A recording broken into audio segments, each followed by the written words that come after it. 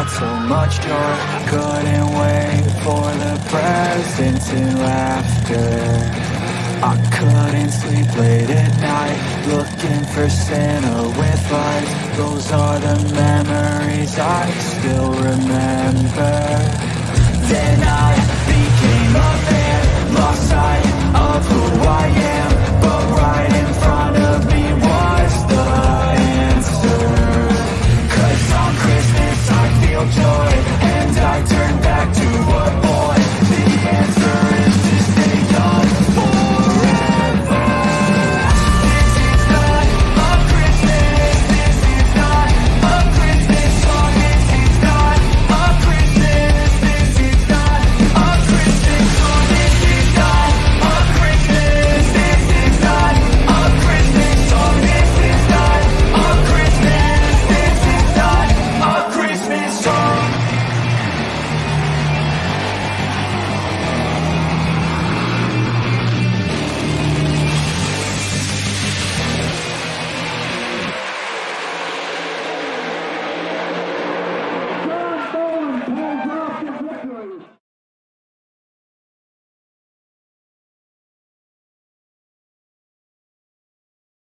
Damn, this a big ass. Hey everybody, it's Kellen Nitro for Nitromaniac TV's Wrestling Unlimited and Nitromaniac TV's Drag Files, and welcome to the 2022 Nitromaniac TV's Merry Christmas Extravaganza Electric Boogaloo. And as you can already tell, it's the most unpredictable stream of the year.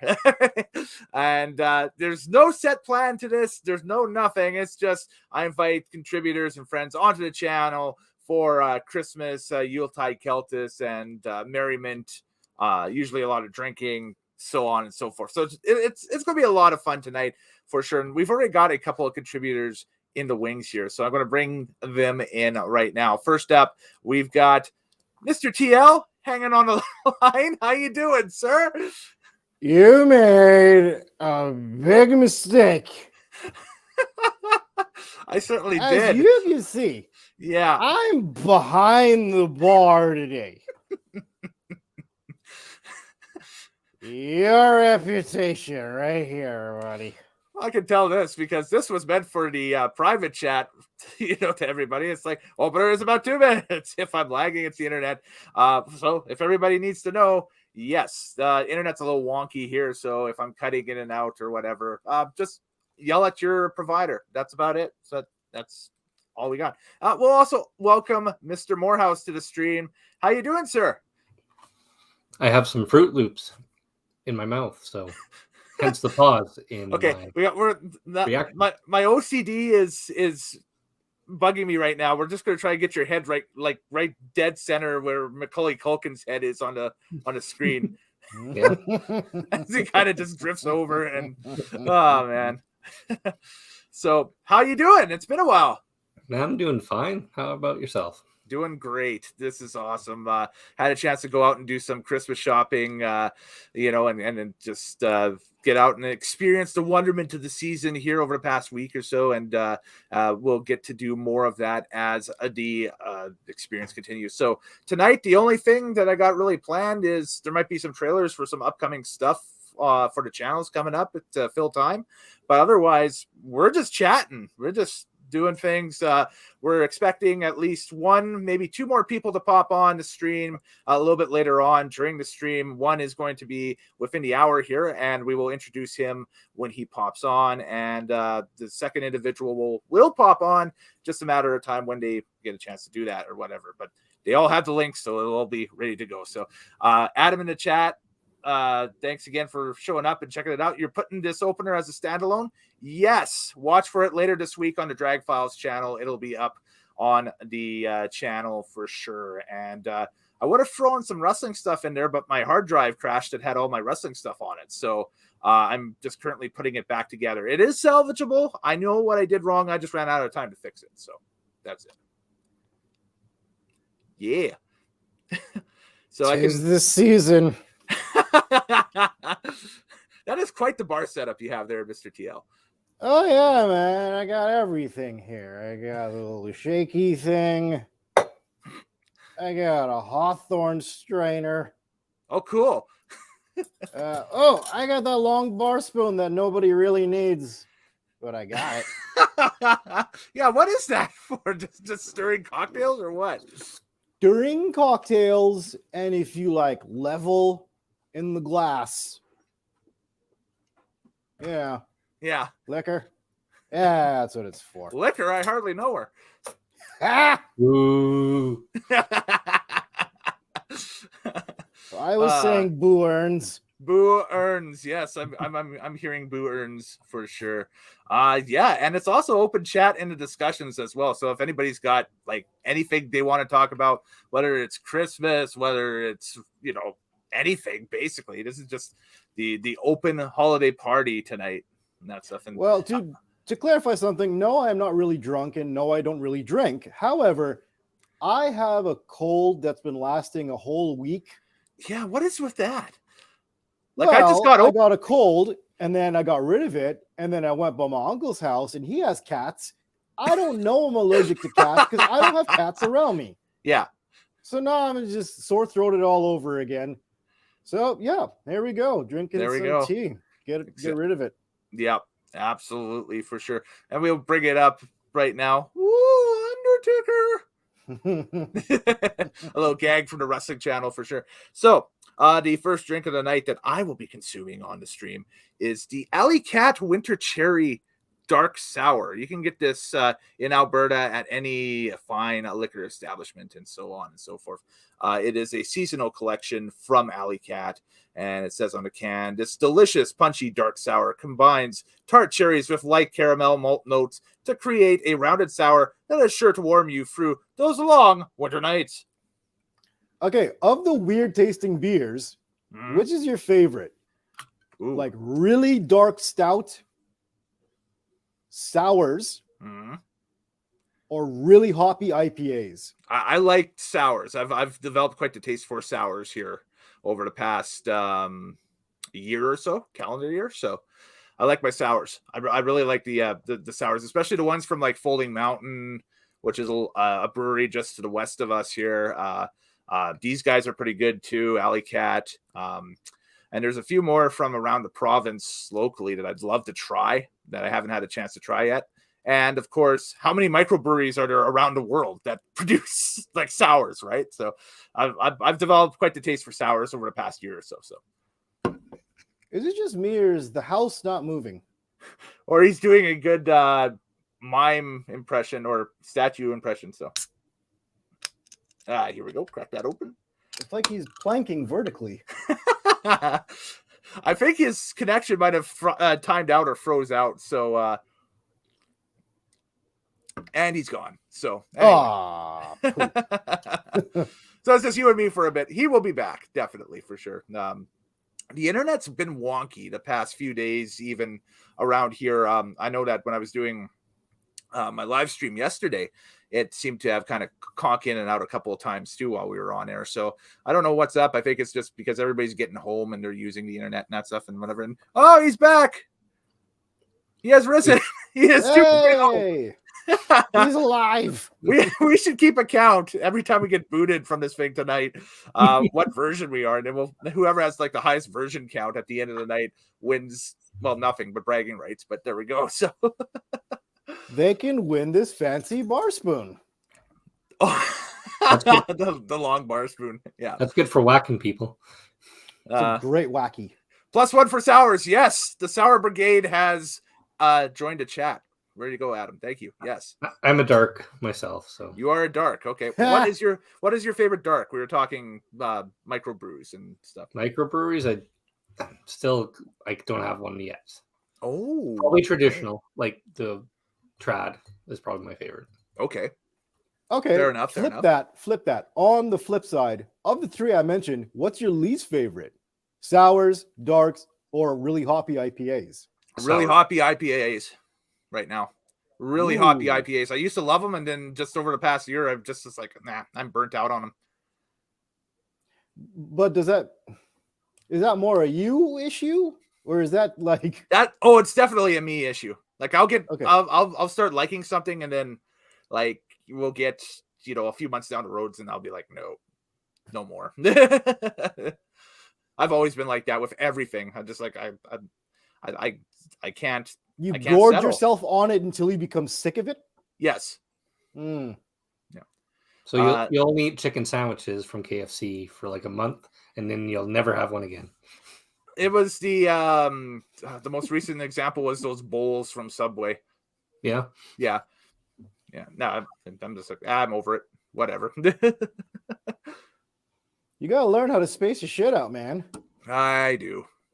I'm better. I'm way better now than I was when I was a kid. I feel like I'm way better. How do you eat your dinner? Let's say you have like a 4 or 5 course dinner. Do you eat everything on one side at once, or do you mix and match? Jay adding to the chat, their really hoppy IPAs suck. Yes, thank you very much. Did that. And +1 for Team Sour and Team Hazy Ales. Yes, absolutely. I'd like see, and the problem though is working shift work. You kind of just pack what you can and go. And I think that's half of my issue is I pack like, a lunch or stop and grab a lunch from somewhere and go. I pick convenience over taste or anything like that. So sorry, what was the question again? The question was, wasn't a are you a question. person who focuses on one part of the meal, or do you mix it up? Oh, mix it up all the time. All the time, mix it up. Got to mix it up. Got to have a little bit of rice, a little bit of chicken on there. If I'm doing chicken and rice and that stuff, especially if it's butter chicken. Take the butter chicken, you put it over top of the rice, you mix it all up, make it like a butter chicken soup thing, and then. Okay, but that's kind of how you're supposed to eat it. What I think he means is let's envision a Christmas plate. You got your turkey and your ham, your cranberries, mashed potato stuffing, gravy. Yeah. Salad fits in there somewhere. Mm-hmm. Or maybe off to the side with a bun. Are you mixing all that, or are you like attacking section by section? Well, it depends on what's on the plate, right? Like I just gave you the plate. Yeah. Okay. I'd probably go after like the meats first, honestly. Like I'm a big meat guy, so. I feel like you're avoiding this question, and I don't know why. I'm not that's because the I'm most just political answer you've done. It's like, how do you feel about this? Well, I feel about this other thing right now. I'm not running for governor or anything. It sounds like it. It's weird. Oh man. So Look, I'll tell you on mine. I'm attacked section by section. okay. Like, first go the potatoes and the gravy, then go to stuffing. Mm-hmm. I'll attempt the salad, but it's already been like touched by all the such hot food that I kind of don't want it. It was just there, like a please don't judge me. Jay says So- everything can be combined in the mashed potatoes. You know what? Oh no, man! No. Hey, he's onto something. No, He's onto something. You can combine it in mashed potatoes. You can do that with what? with meats. Put some ham in there. Ham and mashed potatoes. It's all good. So if I go to a wedding, usually the salad goes on the bottom. Yeah. There you go. The sides go kind of on top of the salad. Then you get your meat on top of that. So the way I work it out is, okay, meat's first, it's at the top, and then I'll go to the next thing, and then all the way down to the salad, and I'm like, well, I'm full. That's smart. That is If smart. you don't want the salad, it's buried under there anyways. Okay. Okay. I should try that. Yeah, That- you should that'd be try cool. that. You I just should mix try. everything with the mashed potatoes for some reason. For sure. Oh, we got our fourth that just joined the chat. I'm just going to do the big introduction here. Ladies and gentlemen, for the first time ever on Nitromaniac TV, on the Wrestling Unlimited and on the Drag Files channel, I'd like to welcome a man that I have gotten to know via Mr. TL throughout the past couple of years or so. He is a very funny gentleman. I think you guys will love him. Ladies and gentlemen, welcome to the Christmas Extravaganza, Mr. Craig Frazier. Hey! Oh, I can't wait to just not live up to that introduction. I'll be just stoked for that. I should turn my hat on to blink mode for this. There we go. Oh, excellent. I like Yes. the Christmas hat. So we got this is roadside assistance right here. I can switch to 4 ways, and then this is just high beams. So there. You can blind people Yeah, on the road. exactly. Why not? So Craig, how's your Christmas season going so far? So it's just kind of kicking off for me. Okay. Just kind of getting going. Yeah, this week is going to be getting just some final work done, and then going right into the break, and then of course it's going to be turkey comas and cabbage roll comas. So looking forward to the good times. Craig, are you currently in a 1980s like Edmonton basement? I'm in a early 2020s Beaumont basement. I have a virtual background. I thought I put the brick wall behind me, so because otherwise it looks like I've been kidnapped by Buffalo Bill. And I've been trying to find different virtual backgrounds even for work because I'm working in my basement that's unfinished, and it just Craig, you are Buffalo Bill. What the fuck are you kidding? I am. I mean, would you fuck me?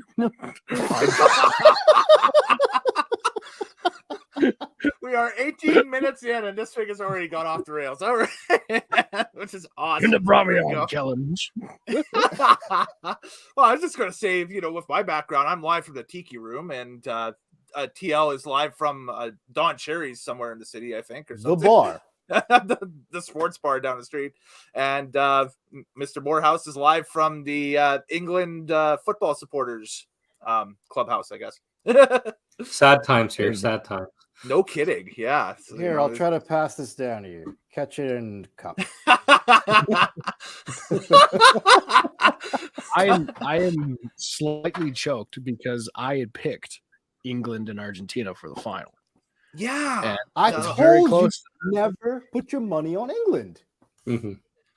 Well, I thought they got a good squad, and it could be different. And as you can see behind me, I'm a supporter of my tragic Toronto Maple Leafs, and I guess I like to hope on things.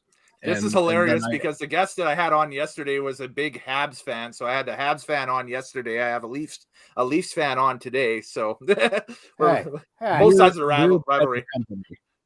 Yeah, we can't find that Senators fan.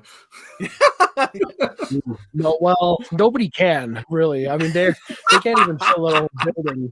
I mean, I think there was an unwritten law, and I don't know if this is something that is actually enforced by the Senators organization, but I know that season seat holders for the Senators are strongly discouraged from giving away their tickets to Leafs fans when the Leafs come to town. Do they get a stern letter? I think I think they get like a passive aggressive note, like, we noticed you were not in attendance at the Leafs Senators game. And there was a rather large gentleman with an Austin Matthews jersey in your seat. What is up with it? What happened? They try though. I mean, they try. Yeah. I'll give them that. Yeah, that's a great team motto. I should say that. We tried our best. We tried our best. Mediocrity rules, whatever. I do like the fact that they went back to the older jerseys. I do like the older logo. Yes. I still don't understand the whole Centurion thing to the Senators. Like, I don't know where they're going for with that. It still never makes sense to me. But I'm also a guy that thought for the longest time that the Buffalo Sabres Buffalo head logo was backwards. I was looking at it from the wrong side, and I didn't understand why. When I finally saw it, it was like, I really should have noticed this. It's pretty sad that I haven't noticed this. I was like, I wondered if I was dyslexic. I don't know if we want to go down this path because, I mean, at some point you're going to have to realize your team is the Leafs. The Leafs. Yes. Yes. The Leafs. So not even the tree that makes like the syrup. It's just the leaf. Oh, yes. the non-pluralization of it, the weird spelling. Okay. It is correct. No, not that. It's just the fact that it is a leaf. It's correct spelling, actually. It is correct. Okay. See, at least it wasn't dyslexic like Ottawa, where they're like, let's call our team the Senators. Do you mean Senators like the Greek warriors? I think so. Let's do the logo like that. Right, but you see that can be taken as something menacing as opposed to an old politician. What? A leaf off a tree? Do you know why they were named? Do you know why they were named the Maple Leafs? Oh, Ty. please tell me. It was because, as we all know, Conn Smythe founded the Leafs, and Boo. he was a soldier in World War One. He was an officer in the Canadian Corps, and he noticed that when Montreal was the Canadiens going into the NHL, they were sort of calling themselves Canada's team. And he thought, well, we're the St. Patrick's at the time, and it's kind of Irish because Conn Smythe was of Irish descent. And so he thought, well, I want something that more symbolizes Canada. And when he would go into briefings with British command generals during the First World War, Canadian officers wore their hats with maple leaf insignias. And one of the nicknames the British called them were Maple Leafs. And so Maple Leafs means British soldier or Canadian soldiers to the Brits. Gotcha. So the idea is that each maple leaf is a soldier. That's the god. There, Teal? Gotcha. Question. Question. Why were they calling them the Maple Leafs if our flag wasn't the maple leaf yet? It was the symbol. Even on the red ensign, they had the 3 maple leafs on the red flag. It had always been the symbol of Canada. Canadiana was the maple leaf. Canadiana. Yeah. Yes. Well, Okay, just getting quickly back to our the first thing we were talking about too. Adam in the chat saying, I've seen Kellen go to town on the dinner buns before. Yes, I'm big into the dinner rolls, whole wheat, white, doesn't matter. So it's all good. You never fill up on bread? Jay says the meat, the stuffing, the gravy, the salad goes on a completely different plate. So You only get 1 plate. You don't get 2 plates. It depends. It depends. So let me bring Craig into this thing. What we were talking about was Craig is lost. because Kellen just won't answer this question for some reason. He just won't. It's okay. I'm going to if you re-listen have to a the question Christmas here. plate- I'm listening intensely. Here we go. Okay. You have my undivided attention. Yeah. Set the lights to listening. Now, if you have a Christmas plate and it's got, your turkey, your ham, your mashed potatoes, because I'm colored, macaroni and cheese, stuffing, do you just mix everything all up in there and eat it? Or do you attack section by section? For me, I'll put it all on one plate. And now for me, it depends what house, right? Like you said, like you have macaroni and cheese. That's something in your house that's based off of your family, right? See, for my family, because on my mom's side, we've got the Ukrainian side in there, always got to have cabbage rolls. Have to. Right. Christmas time, have to have cabbage rolls. Turkey, like some people are like, I need to have stuffing. I'm like, no, not at Christmas. That's a Thanksgiving thing. Some people are adamant about stuffing on Christmas time. See, for me, it's like turkey, ham. Like I don't have ham on Christmas. No, it's turkey on Christmas, not ham.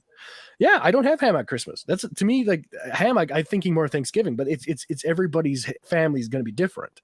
So I go for me, turkey, cabbage rolls. There's gonna be a few there's gonna be a potato salad or some kind of egg, some kind of salad with potatoes or eggs, something in it it's gonna be there. That's the German side, and then there's gonna be of course gravy that's gonna kill you by the time you're 45 from a heart attack because that's the Scottish part of it. It's gonna just just put it on right. And so there's that. But for me, it's I'll put it all on the same plate, and then it's just I'm going back and forth. Like I'm gonna have some turkey with gravy, and then I'm gonna have a cabbage roll. Then I'm gonna have some of that salad. That makes sense. Yeah, that's like playing the drums. You hit a little something and you come back, right? It's a symphony of I'm playing the drums with my taste buds. Exactly. Kellen won't even answer this. I can answer it now that I've heard the question entirely. Yes. I'll give you an answer. We said it 3 times. Sometimes it takes that long. I'm just saying. But I'm a section by section guy. There we go. I'm a section by section. So I'll do. That's respectable too. I'll start with the meat product first, typically, because I love my roast beef, I love my ham, I love my turkey, I love my chicken. moose, elk, whatever. You got Noah's Ark on a plate or what? No, I just grew up with farmers and lots of acreages and Christmas. Was his name Noah? No. Okay. I would love some wild game. Like if you had like my father-in-law just gave me some elk sausages and they're phenomenal. Oh, that's amazing. I love elk sausage. Yeah. Oh yeah. Yeah, you do that. You do the elk sausage with some cheese, get a little Ritz cracker on that and that stuff. That's a good snack. That's good eating. That is good eating. Definitely, for sure. So, but anyways, yes, it is the Nitromaniac TV's Merry Christmas Extravaganza 2022. And yeah, no set, discussion and topics or whatever tonight. We're just rolling with it, regaling you guys with the reason for the season, which is pleasing somebody. I don't know. But anyway. Pleasing someone. Pleasing yourself. How's that? That can be taken a few ways. Yeah, just a little bit. I was going to try and keep it wholesome and keep the rhyme going box by box, but nope. Y'all fucked it up. I'm just throwing things at a wall, seeing if they stick, honestly. So, sorry. Can we go back to the Leafs thing? Because I just want to say something about Mr. Conn Smythe. Okay, I'll turn the lights back on now. He stinks. Wow. TL's just picking fights with everybody here lately. I have a legit reason, though. As he takes a swig of beer. Go on. I'm listening. He didn't support the Players Association whatsoever. He did not want them to unionize. He did not give a shit about players' rights. Okay. Secondly, he was a complete racist. In fact, his family waited for him to die so they could have Muhammad Ali, fight Chuvalo in Maple Leaf Gardens. They had to wait for him to die before they allowed, because he said, and I'm cleaning it up, I refuse to have some Negro Muslim boxer fight in my arena. They waited for him to die so they could book that match. Yeah, wow. So, fuck Conn Smythe. That's what I say. And the Leafs. Fuck him too. Merry Christmas, everyone. Okay. Such is the juice for your ass. I was going to say, Festivus is on Thursday, I think, isn't it? Are we airing our grievances? Are we airing our grievances? Let's do it. Let's do it. Let's airing our grievances. Let's air our grievances. You know what? There was nothing on Mandy Rose's profile. Yeah, I bought it. Oh, that got, yeah, okay. There's no nudity. That got her banned from WWE, or not banned, but released from WWE. Fired. Yeah. Yeah. That whole situation, we went into it in depth yesterday and that stuff, and it just is. I think it's just WWE trying to, grasp at the, trying to line their pockets with the freelance stuff of their wrestlers and their characters and that stuff. Still, it goes back to the Twitch thing where they wanted to get some of Austin Creed's money from his Twitch account and that stuff, and the up down thing and that stuff. So part of me believes it's also to keep their relationship well with the Saudi Arabian kingdom, so they can keep booking there, because that's against I didn't even think of that. Yeah. Wow. Yeah. Okay. That makes sense too. Is that they wanted to keep the relationship with the Saudis? Yeah, because that's a lucrative show. That's a ton of money that they get. That might be. Craig? Can I let him know what we're talking about? I have heard something that I know, man. So I loved wrestling when I was a kid. Okay. And I haven't really watched it since 2002, at least in terms of consistently. I have checked that. I know I do watch Up Up Down Down, funnily enough. But I've seen I love the Battle of the Brands that they do, and yes. And, I love the when they were doing Uno, the party, that was hilarious. I would just put that on in the background. Yeah. But I know that Mandy Rose was a wrestler for WWE, and she was released for they said adult images or something on her personal accounts. That's all I know. I don't know anything beyond that. But I think it's, I mean, I don't know. I don't know. I think if it was something on her personal accounts, I think just let it go. I mean, I don't see the big deal with it.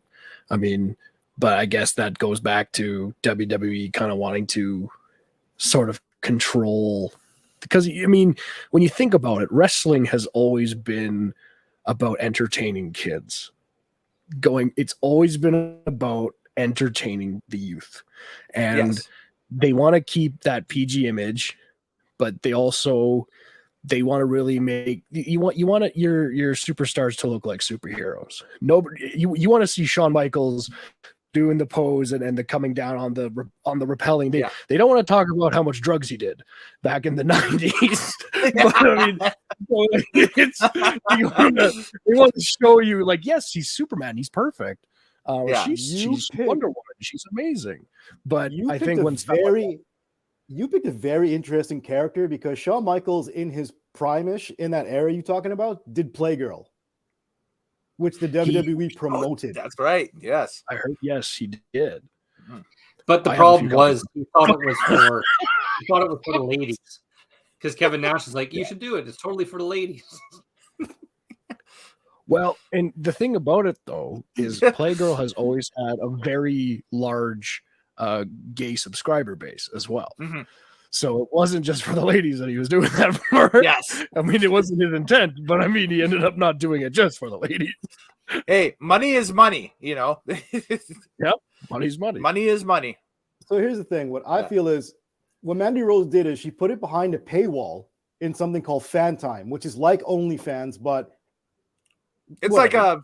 Like a clone of everything. Like there's Brand Army, there's OnlyFans, there's Fan Time, there's but either way, she put all that stuff behind a paywall, so you have to pay extra for like scandalous photos. However, there's nothing on there that you wouldn't find in a Maxim magazine, which is still geared towards like teenagers, right? Albeit horny ass teenagers, but still teenagers. Yeah. So I think it's that the WWE didn't get their cut off the money, because just to subscribe through that paywall is like $40, and the WWE got zero out of it. So I think that's why they cut it. Pretty petty. Yeah. Yeah. But Triple H wanted that boob money. He wanted that boob money. Exactly. That's what I think the deduction that everybody came to in that stuff is, it's that they had talked during the summer that they were going to go back and revisit this, and that we were a kinder, gentler WWE when it came to stuff like this, and we were going to allow Austin Creed to go do the Twitch stream and the all the up down stuff and the YouTube stuff and everything, and we'll let our wrestlers do their outside things. We'll let Sheamus do the workout videos and stuff like that for his channel with different talent and everything and that stuff. And I think that the Mandy Rose thing might have been something that maybe went underneath the radar a little bit, and once it was brought to public, it was like, okay, are we still going to go ahead with this policy, or rules for D, not more for me type thing? So no. The difference is, with up down down, they can cross promote, and WWE Shop can sell up down down t-shirts, toys, merch, paraphernalia on their own website. They can promote their videos back and forth through YouTube and on TV itself. Right. They can't do anything with Mandy Rose's paywall. They can't promote that. They can't get any money off of that. So that's the big difference between, up down down and her. Okay. So she was getting 100% of the money off of that, and WWE wasn't getting a cut. But Craig, if it was Shawn Michaels, how would he be reacting to this? Shawn Michaels, how would he be reacting to it? Yeah, just out of curiosity. I don't know. He might kind of, he might have this kind of like, I can't even do it. I can't even do this. I can't do it in a good conscience. Just the only good Shawn Michaels word I think I can say as Shawn Michaels to do an impression of him would be the just Brett. Man. Brett. Screw Brett. And then something about being Montreal's daddy. Yeah. Who's your daddy, Montreal? That actually almost sounds almost Vince McMahon-esque a little bit too, which is, you know, that's probably where Sean gets the influence from, right? That's from, welcome everyone. They all No, but got it's funny. Yeah. If people don't quite know, Craig is, I'd say, a voice actor, impressionist, if you will. Yeah, Sure, I totally. I totally botched the intro too when I introduced him too and that stuff. And Craig, you've done podcast work, you've done some voice acting work in the past and that stuff. And your Twitter handle, I have to ask you about this. You are a Spyro the Dragon world champion from 2003. You had put on there for a bit, or? No, not Spyro. Slide okay. to Honor of Among Thieves. That's it. World Yes. Champion. Okay, there we go. Slide Yeah. two. I went to Rogers Video back when that was a thing. Okay. And it was about 2004. So I was about 13 at the time. And I was in there and I was trying to rent a game. And I was trying to get, like, I don't know, like Killzone or some shooter game, and it wasn't there. Yeah, right. It was new. Yeah. It was new. Everybody had taken it out already. Because remember, you go in there, you're like, oh, do you have a copy? And you'd go in, and then you go to like they have all the like the and you look, and it's just like the box of it, but they don't have the actual rental one. And you're like, no! And so, I go in there, and it was all gone. It was just the actual copies. And I was like, go to the counter. I'm like, did anybody return it yet? And they're like, no, late returns. We're going to charge people. I'm like, I'm not paying my late fees. But I mean, wise decision now, yes. So I'm in the PS2 section. I rocked the PS2 mm-hmm. at the time. And so I was like, all right, PS2.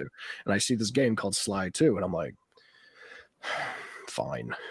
So I grabbed it. And I picked it up. I started playing the Sly Cooper game. It was the second one. I didn't even know there was a first one. I just said Sly 2. All right, I'll play this. And I loved it. It was a fun little cartoony kind of comic book style game with some silly jokes. And I was like, I'm about this life. And I must have worn that game out. I don't know. I ended up buying it for PS2 and I bought the other games. And I got really, really good. And it's the first game that I've actually finished. Like, because I'll play a game, I'll go through the story mode, because I'm that guy that plays Call of Duty just for this campaign. Because I don't go online. I've been trashed by too many 12-year-olds that I don't want to play online.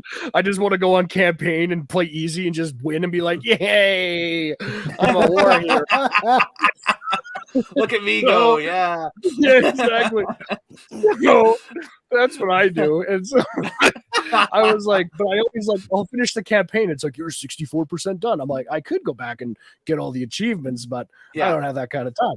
But Sly 2 was the first game that I beat, and I got 100% done. Nice on it. That's awesome. Like, I think everybody remembers their first video game that they FC'd or beat. You know, in their life. I'll go around the windows here and that stuff. So Morehouse, what was the first video game that you beat totally in your life?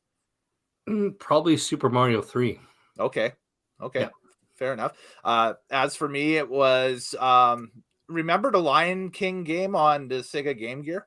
You beat that? I did. I suck at that game. I did. Yeah. I had the Sega the Sega Genesis version and the Sega Game Gear version of Nintendo Power for that month for the strategy guide in it and that stuff. I remember looking over that thing like a football coach looks over the running plays for the game or something like that. Like I remember day and night just reading this thing and that stuff, trying to figure it out and that stuff. But yeah, so I beat that one, and then a day later I beat Sonic the Hedgehog Chaos for the Game Gear. And those were like the first two games I ever beat in my life, and I was like, oh, that's awesome, it's great stuff. So TL, first video game you ever beat in your life? Okay. So famously, as a kid, I only ever played sports games. Okay. Right? So whether it be like Blades of Steel on the NES or NHL like 94 in the Sega Genesis, I was just playing sports games. The first game I actually went out of my way to completely finish was a PS2 game called The Getaway. Okay. Yeah, I remember that. Yeah. The Getaway was almost a sandbox game. but it was completely based in London, and they recreated London by like 40 square miles or something like that to get the game down. And Right. it actually had a story that was incredible. And I wanted to keep seeing what the story was. So I just kept playing until it was done. Mm-hmm. But yeah, I Wow. didn't actually complete a video game until I was in high school. Yeah, I took some time off after playing the Game Gear and that stuff, where I was like completely just out of video games. And then when the N64 kind of at the peak of its popularity kind of was neck and neck with the peak of wrestling, right? So that's when I got like my WWF Attitude, and then I got WrestleMania 2000, No Mercy, stuff like that. And you know, at the same time, like WCW Mayhem and WCW versus NWO World Tour, stuff like that. So The wrestling games on 64 were just awesome. oh, they were the later they were. ones, not the Attitude or Warzone. Those blew. You're not a fan of ECW Hardcore Revolution, more? Oh, awful. I always on N64 played WCW NWO Revenge. That was the one underrated. That was yeah. really good. Yeah.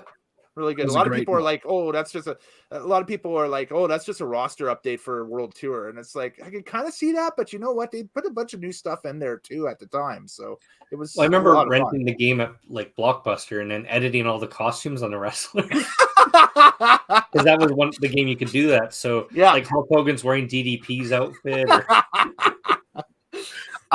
Okay, now that was also in the day too. I think when it's like when you would rent the cartridge, because it Yeah. would take whatever somebody had did on that cartridge. And it's amazing that you brought that up, because I remember that's the game that screwed me up on how to pronounce wrestlers' names, because the guy totally took Goldberg in that game and just named him Stone Cold Steve Austin. I was like, that's Stone Cold. Why is Stone Cold spearing people? Why is he doing the after he's like, where's the stunner? Somebody from Maybe LA you Park got the copy that I brought back. And that's funny that you mentioned that, because I remember that happening too. Yeah. I rented WrestleMania 2000. As soon as I go through the roster, The Rock is wearing Mankind's mask. Kane is dressed like a diva. I'm like, what is going on here? And then you have to like clear everything, and then you start from the start again. But yo, you know what's hilarious? I have my N64 hooked up to my TV right now. Yeah. I have basically all those cartridges. Cool. So I'm playing Revenge right now. Yeah. It is a roster update from World Tour. Yeah. Ooh. It really is, because you get like entrances but no music. And when you change the costumes, you can't change pieces of the costume. You have to change the entire costume. Oh, wow. Okay. Yeah, top, bottom, and head. I think you can't change Nope. head, but only top and bottom. Not even. Jeez. Oh, It was whole costume. So like if you wow. want Booker T to just wear like pants, you have to like steal Eddie Guerrero's pants. It was I'm like, okay, I see what they're getting at, but WrestleMania 2000, you could do everything from the top down, the elbow pads and knee pads, and customize a guy and make Kurt Angle because he's missing and stuff like that. and then No Mercy was the best of it. Oh, the best of the best. Oh, yeah. Yeah. Definitely. For sure. And I just want to add too, because you mentioned the Sega systems. And Yes. my uncle, every time we'd go over to my uncle's, he had a Sega Genesis. And it was kind of dated even when I was a kid. Mhm. And he had the game on there. Like you mentioned the Lion King game. Yes. And I remember he had the one on the Genesis. But the other game that he had was the Phantom. You know, like, do you ever remember that movie with Billy Zane in purple tights? The Phantom. Yes. Okay. Yeah. Yes. Yep. Yeah. Not really It was a nice. He had the Phantom game, and this game ripped. Like it was fantastic. And like I remember getting so into it, and I thought that I could help my character jump by throwing the controller as I was jumping. Like I would get so invested as the Phantom that I'm trying to jump across this gap, and I'm like, as I'm hitting A, because I'm like, I gotta get this guy across, because I thought that would help me for some reason. Yeah. I just remember that game. I was invested as the Phantom. I Oh, wanted yes. to remake the Phantom. Remake That's the movie I Phantom. want. That is hilarious because I think we all do those little things with our controllers when we're playing a game. Yes. Like, you ever play Mario Kart and you're about to hit somebody with a shell and you just hit that Z just a certain way and you look at the person across the room, you're like, Give him the side eye. Or when you play Pokemon, do you consistently tap A even though it does nothing? Yeah. When you're catching up. Oh. Yeah. For time. Yeah, when you keep tapping it. It doesn't actually do anything. Nope. Oh my God, my childhood's a lie. I thought I was trying to nail that Gyarados. Just tap an egg. Why isn't this working? Childhood is a lie, and it's over. Did you see the cartoon? They finally made what's his name the champion, and that's going to be the end of the series after 25 years. Oh, really? Yeah, Ash is gonna win the league and retire. You know what's going to happen is in 2 years they're just going to reboot it and it's going to be from the start again, but just their modern interpretation of it. That's it. They already said the reboot is going to be with brand new characters. Oh, even worse. There we go. And I'm disappointed that they didn't age Ash along the entire time because I really wanted to see 40-year-old Ash. Just a 45-year-old Ash trying to win the league. He's got a mustache. He's got a bit of a pot belly. He's balding, and he's just like, "All right, Pikachu." Just throw it out there, dude.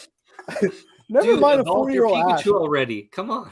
And what does a 40-year-old Pikachu look like? He's got a bald spot. He's got arthritis. He's smoking. Pika. He's definitely He's definitely not as sprightly as he was when he was a young Pikachu. He'd be a lot more like, "Use your Thunderbolt." He'd be like, "No, I'm picturing like, you see those BuzzFeed videos and that stuff of like, hey, this is the world's oldest cat in England. It's 25 years old or whatever like that. It's just this sad sack of bones that's just curled up on the end of the thing. And it has issues trying to stand up and, pick up like, it's because it's like 150 in like Pikachu years or something like that, He goes to the Pokemon doctor. There's one of the nurses and says, Pikachu, we just got your charts. You've been doing so many thunderbolts that you have electric jowl cancer. He's like, what? They're like, yeah. Continually shoot electricity through your red cheeks. These are tumors. It's a horrible disease. You really should not have been doing that many thunderbolts. I was just trying to be the very best, the best there ever was. Well, we have enough time to get your affairs in order. Why didn't you evolve either? Geez, you could have been all right. Yeah, Pikachu, grow the fuck up. All right? Move out of your mom's house. Start paying some rent. Evolve. Shit. Evolve or die. All you do all day is eat Caterpies and watch that 70s show. Yeah. Yeah. Well, if anybody wants to get interactive and that stuff that's watching this and that stuff, but I know to see some eyes on the screen there and that stuff, you guys can talk into any of the chat bubbles and stuff on your various things. I think we're streaming out to both Facebook pages, both YouTube pages, my Twitter. That's, I think, all of it. Sure. But it is the 2022 Merry Christmas Extravaganza on both Nitromaniac TV's Drag Files and Nitromaniac TV's Wrestling Unlimited. I'm Kellen Nitro, and joining me, of course, is Craig Fraser just below me. On the other side of the screen, it's Mr. TL and Mr. Morehouse. And boys, it's Christmas time. Is there something on your Christmas list that you want for 2023? It could be material. It could be idealistic. It could be just kind of an open-ended question, I guess.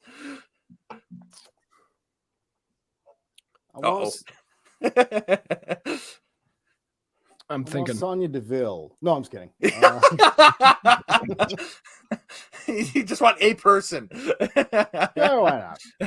I already tried. I mean, I went to her house. I got in some trouble, but I mean, oh shit! It was you. Okay. It was me. I don't know.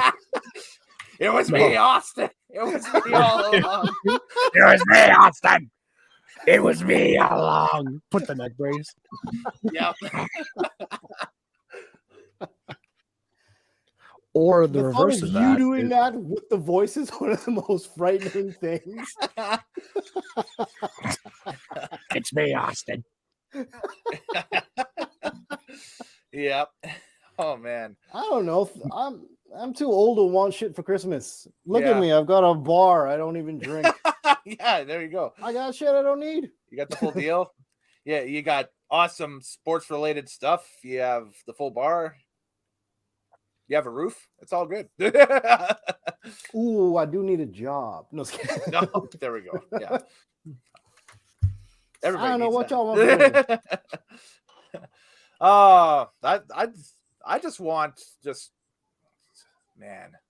I just want health for relatives and you know, we've got a lot of young kids now in the family and that stuff and everything. So just want them to be healthy and happy. That's it. You know, like we're talking like, you know, that's very nice. You know, just for all the nieces and nephews now and that stuff and everything. So it's kind of cool. It's seeing them go through all this stuff now for Christmas and everything. Now they're at the age where, you know, they're at the 2, 3, 4-year-old age where it's like, okay, they kind of grasp the idea that something big is happening. And, you know, one day they wake up and there's boxes with stuff for them underneath, you know, a tree and that stuff and whatever. And, you know, just trying to educate them on that. And it's like kind of cool. They're all in on it. So it's like, it's like, oh. Now, This how far do you have to Christmas- play into it? Sorry, what was that? I say, you know, I'll let Craig go. I was going to say something stupid anyway. Yeah, go for it. I'm saying this Christmas, I want a sword. And I've been Like a I've Buster been sword or? Well, I run a LARP with 2 of my friends. Okay, Dark yeah. Ascent. Here we go. Name drop, not sponsored. Yeah.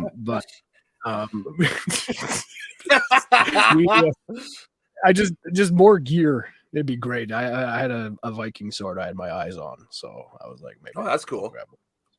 Or Viking a sword. lightsaber, just so I could swing it around in my basement. I will be Buffalo Bill swinging a lightsaber in my basement,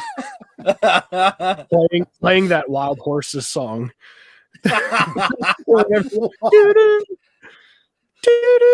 however it goes, you know. Would you fuck me? The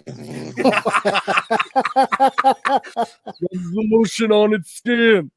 I had the chance this past year to meet Jay Muse at the Edmonton Comic and Entertainment Expo. He's actually a real nice guy. He was pretty cool to meet. So got an autograph from him and a picture and the whole deal. Yeah, that was awesome. That was cool that they had the entire, like, the majority of the first Clerks lineup there, but Kevin Smith wasn't there. He had to cancel, I think, like the week before or something like that because it was like a scheduling conflict or something. And that's always the bane of comic conventions, I find, and that stuff is that you'll get the guest list and you'll be like psyched and you'll buy your tickets ahead of time and be like, yes, I'm going to meet this person, this person, this person. I'm going to get an autograph and whatever. And then you get to the thing, and it applies to car shows too, because they bring in special guests for car shows and that stuff as well. And you get to the week of the show or days before, and then all of a sudden you look on the Facebook page. It's like, we regret to inform you that Johnny Billy Buddy, who's like the huge superstar, has a scheduling conflict and cannot attend, but he sends his regards to his fans and stuff like that. And it's like, no, he doesn't. He got double booked. He making his money elsewhere. That's what he doing. And that happens at concert festivals too, because I went to the Chaos Festival and Rob Zombie was supposed to be there, and he totally bailed a couple weeks out. And I was like, oh, I was disappointed, and I talked to my friend about it at work, and they were like, he's done that plenty of times. Like he's bailed on a few shows in Edmonton and stuff. It's just he's like, I don't want to go up there. I'm going to stay down here and I don't know, make another movie, make more songs where he goes, yeah, in between the chorus and the verse. Which I love Rob Zombie songs. Don't get me wrong. Yes, I'm just saying, I'm not hating, but he totally did that. And so that's annoying when people can't make things like that. Well, that's part of the ingredient of a Rob Zombie song. It's that and some audio from a bad sci-fi movie from the 60s typically, and nu metal, and you got it. That's that. That's the Rob Zombie. So for sure. So absolutely. There's also one thing I wanted to put in perspective, going back to Craig's LARPing. Craig is a rather large individual. Some would say Brock Lesnar-ish. He's about 6'7", 333 pounds of muscle. And you're introducing Zeus? Like, what is it? That's almost Randy Savage-esque there. That was a little Jesse the Body, but I have a cold. Forgive me. The Metro Man's introduced by his ringman Tyler, because the green rises to the top. Well, actually, it's Jesse the Body over here, and they can't get LARPing equipment big enough for Craig. Yeah. Are you saying you're Jesse Ventura, Tyler? Is that it? You tell me why. If you're such a patriot. I was a Navy SEAL. I was training carrier pigeons in Da Nang when you were just a baby. I live in the Baja, and I have over 60,000 gallons of potable water and a silo full of tortillas. Governor Ventura joining us on the podcast. Governor Ventura, the JFK assassination, was it an inside job? Yes or no? John F. Kennedy's still alive. So the Zapruder film was a false. I never said that. I never said that. You tell me what I said. I was in the movie Predator. Arnold Schwarzenegger, yes. I made Arnold Schwarzenegger cry like a little girl. I noticed he would always say that, but yet if you watch Predator, the only time they're on screen together and that stuff is like at the beginning when they like unload from the chopper to go chase the thing. They're never fighting or anything, each other during the movie or whatever. But yet you watch like WWE or WWF TV from the era, and Ventura's like, "Oh yeah, well, we've butted heads and I kicked his ass and blah blah blah blah blah." And it's like, yeah, right, dude. I was never on the set. I was never on the set of Predator. It was all CGI. In 1987, yes. It's all a conspiracy. It's all a conspiracy. Were they ever on screen together in that game show Arnold movie as well? Oh, Running Man?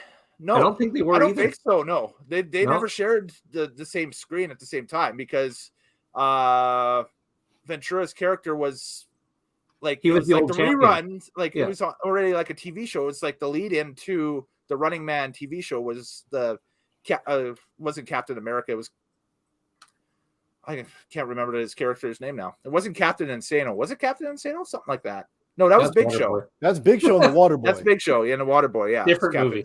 Yeah. No, Jesse Ventura is in Demolition Man with Wesley Snipes and Sylvester Stallone, but he has no lines. Yes. He's in the background, just with a cigar, and appears on screen with nobody else but the other goons. Yeah. But he'll still say that he was in a movie with Arnold and Sly. Isn't that right, Mr. Ventura? I was never in a movie. I've never been in films. It was my stunt double.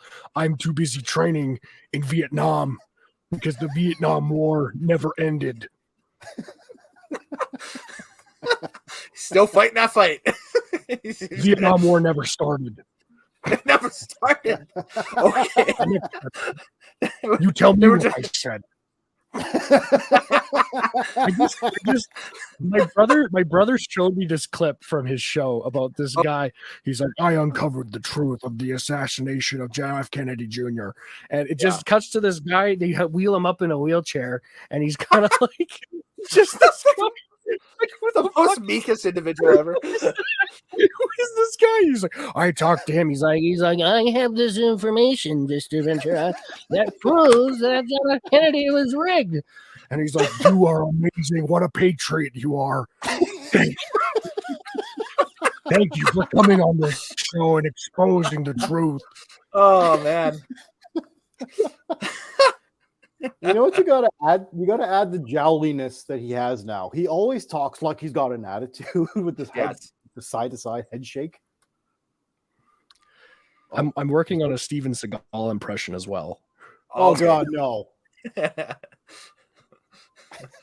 Well, Steven, welcome to the show. Yeah. Thanks for having me. Yeah, so you've done. Oh my God! So you've done all these movies, all these television films. They're great. I just finished reading the greatest script I've ever read. Wow. You know who wrote it? But the Kathleen Kennedy, she's Oh pretty God!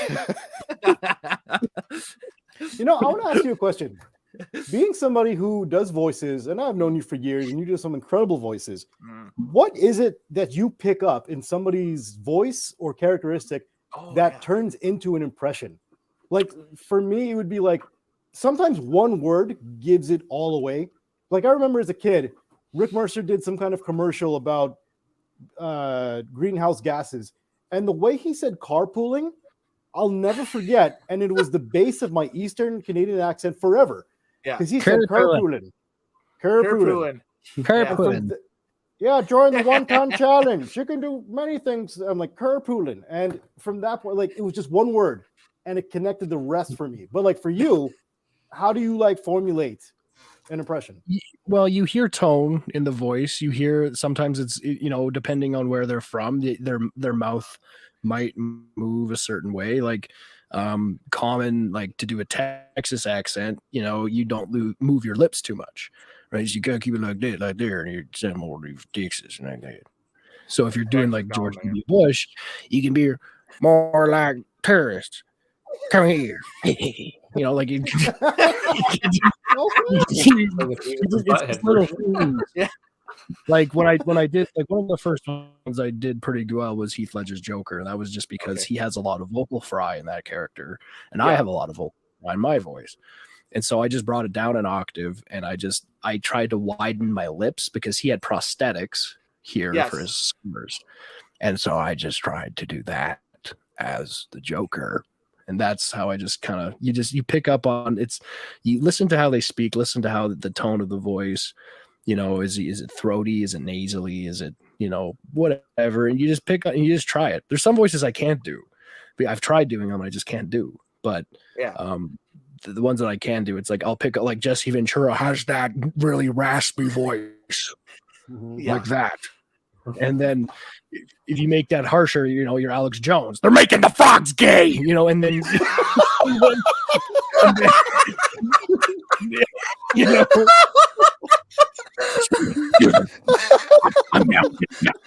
I'm getting pissed. You're gonna have to hold me back. You're gonna have to hold me back because I'm gonna come for you. I'm gonna come for you, Obama. You listen to me. Boom, got it. Yep, that is spot on. Can we title this instead? Can we title this instead? They're making the frogs gay. As who? They're making the fucking frogs gay. Oh man! Wow. Well, we said it would go off the rails, and it may have sounded like it was a congruent a live stream video and that stuff, but now it's officially off the rails. But now it's officially a Christmas party. So hey, there we go. Off the rails. It's in the ditch on fire. They're looking for the black box. We are on beer number 2 over here. This is the Wild Rose Brewery Raspberry Ale. It has a fox in a racing outfit and a fire suit on it. It is a very good beer. I do enjoy it. It is made by Wild Rose Brewery, which I believe is Calgary. I'm not sure. Yes. So there we go. Very delicious. And what I've got here is Jim Beam Black, extra age bourbon. Nice. Jim Beam, extra age bourbon. He's a commercial voiceover guy now. Sound I was good? gonna just make I was gonna make a horrible joke about guys that drink bourbon, but I don't know if I should go there. I was just Caught himself. You can I was go gonna be for like, it, man. You can say whatever you want. Yeah. because your wife is not gonna beat herself.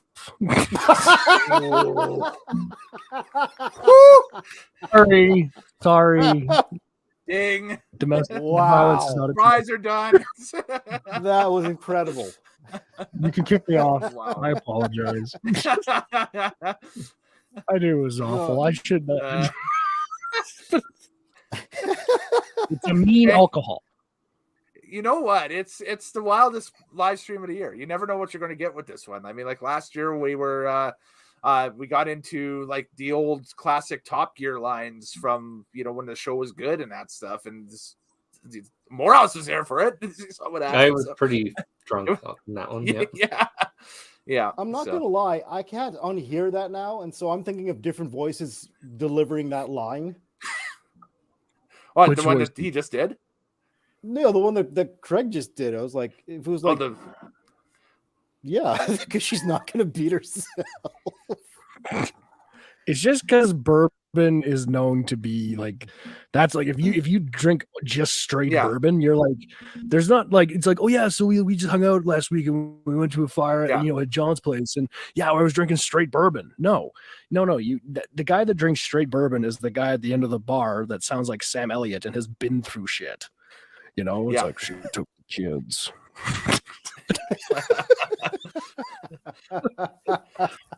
Smooth Kentucky whiskey, dude. I can't face my family. Okay, we're I can't see James Bond saying, "I want bourbon." Yeah, there you go. We're gonna play a little shaken, Christmas not game. stirred. Yeah. We're gonna play a little Christmas game. I'm gonna pull a bottle off the shelf. You want to play a game? Was that Jigsaw or Triple H?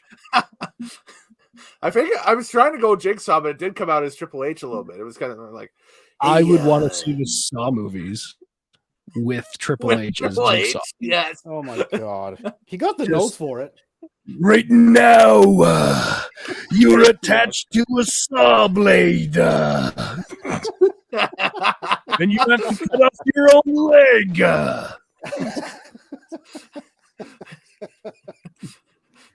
Oh god! And I got two words just for you. Look it. Little crotch chop, and then he pulls the lever. I'm just seeing the tagline. Yeah. The Rock does Triple H impressions in Saw. Yeah, exactly. I don't even know what number Saw that would be. Yeah, that's scary. Yeah, I think they've done like 8 or 9 of them. Yeah, viewers, listeners, whatever. If you got it, the answer, throw it in the chat. Like definitely, if you've seen all the Saw movies or whatever. I stopped watching after the 4th one, I think, and that was it. Yeah, I never got into Saw. But what I was going to do was pull a bottle off the shelf, and for each one, I want Craig to tell me the story that goes along with each liquor. Like he just did with the bourbon. Oh, okay. Oh, wow. We'll try. Okay. Let's do this. Let's see how it goes. Pull a couple and see what we got here. Mr. The Absolute of Vodka. Okay. Ukraine. It would be a real shame if something happened to the country. That's about it. Yeah. I knew right when it was vodka. I was like, oh, yeah, we're going there. Okay.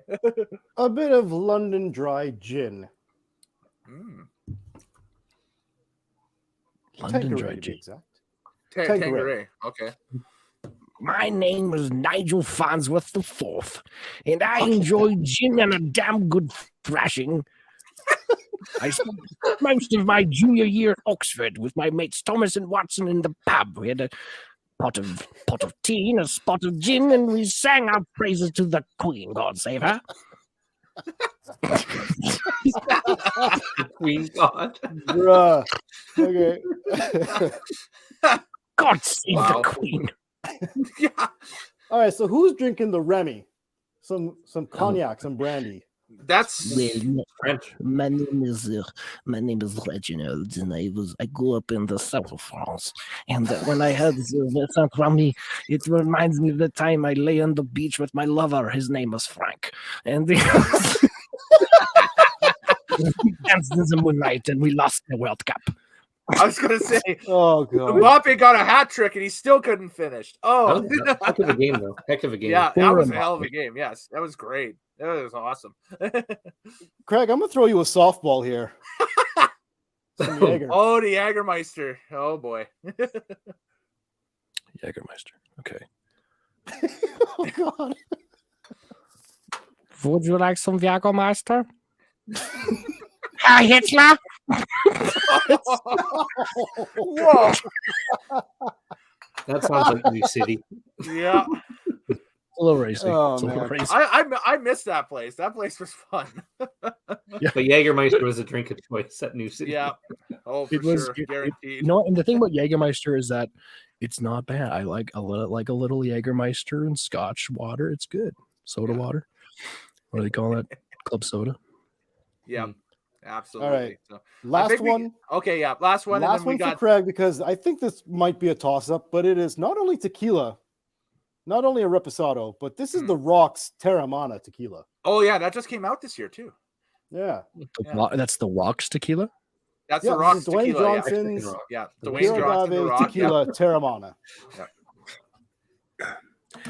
I am Dwayne the Rock Johnson, and I make tequila. I make tequila for the people. You know, that's what I do. Everything I do is for the people. I make the worst superhero movies. I just saw Black Adam. the absolute worst superhero movie. Yes. But no. I hope you enjoy.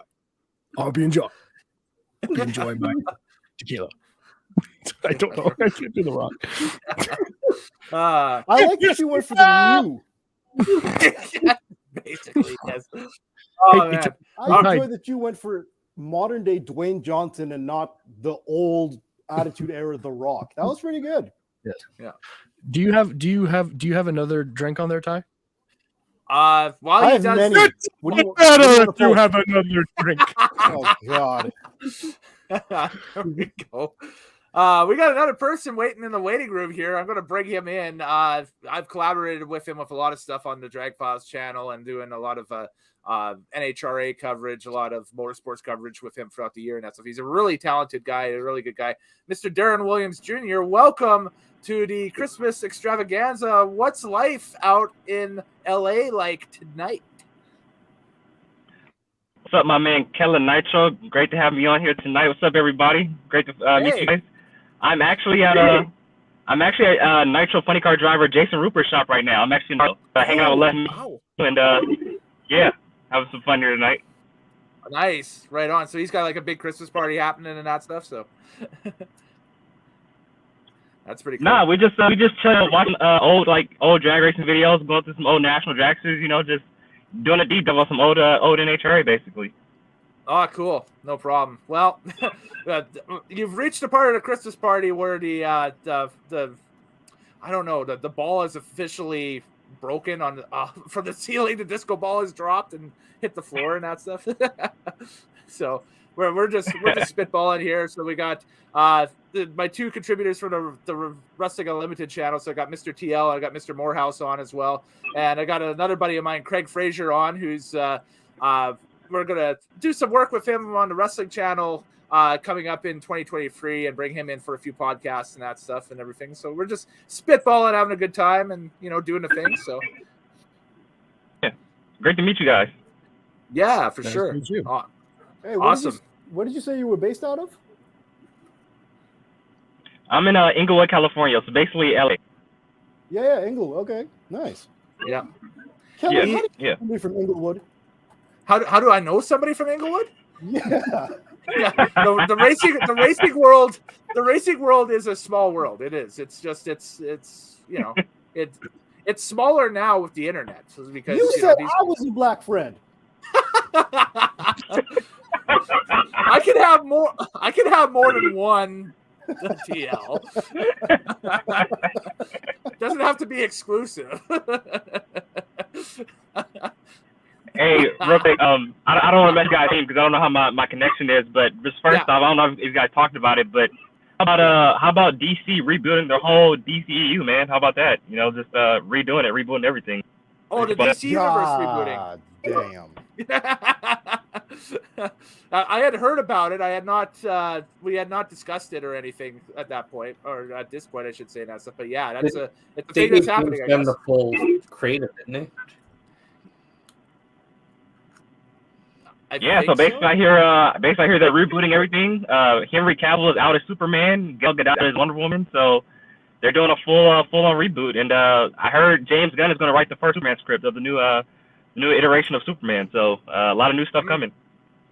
Okay, well, I'll definitely check out the first Superman movie then and that stuff and see what it's like. And it's going to be a Superman movie with a talking raccoon in it. Exactly. Is Bradley Cooper going to have a role as an animated character? He's like, all right, guys. Okay, so Superman gets his powers. All right. So he's on this planet, and then he dances to "Come and Get Your Love." How about that? All right, that's how we're going to open this thing up. He just brings in the entire plot of Guardians of the Galaxy. It's going to be a weird movie. It's going to be a weird movie, but the soundtrack is going to be killer. So. Superman flying into like "Take on Me" by Aha. Yeah.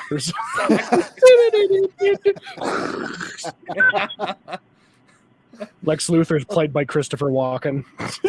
Oh God. Yo, hello, Superman. Super. Hey, Superman. How you?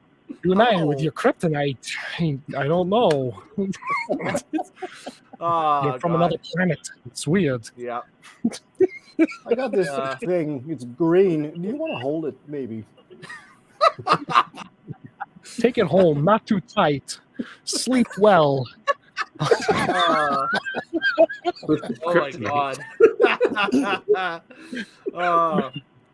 Okay, Wow. but all seriousness, DC's only made 2 good movies ever. There, I said it, and both of them were Batmans, and none of them came out in this decade. Which ones Batman were you versus thinking Superman. That's a great one. That was terrible. I loved the Batman that came out this year. I thought that was really good. That was good. Yeah. Oh, it was cool. Yeah, That was great. Except Yeah, by the end of it, he realized to be successful, he has to be Superman and not Batman.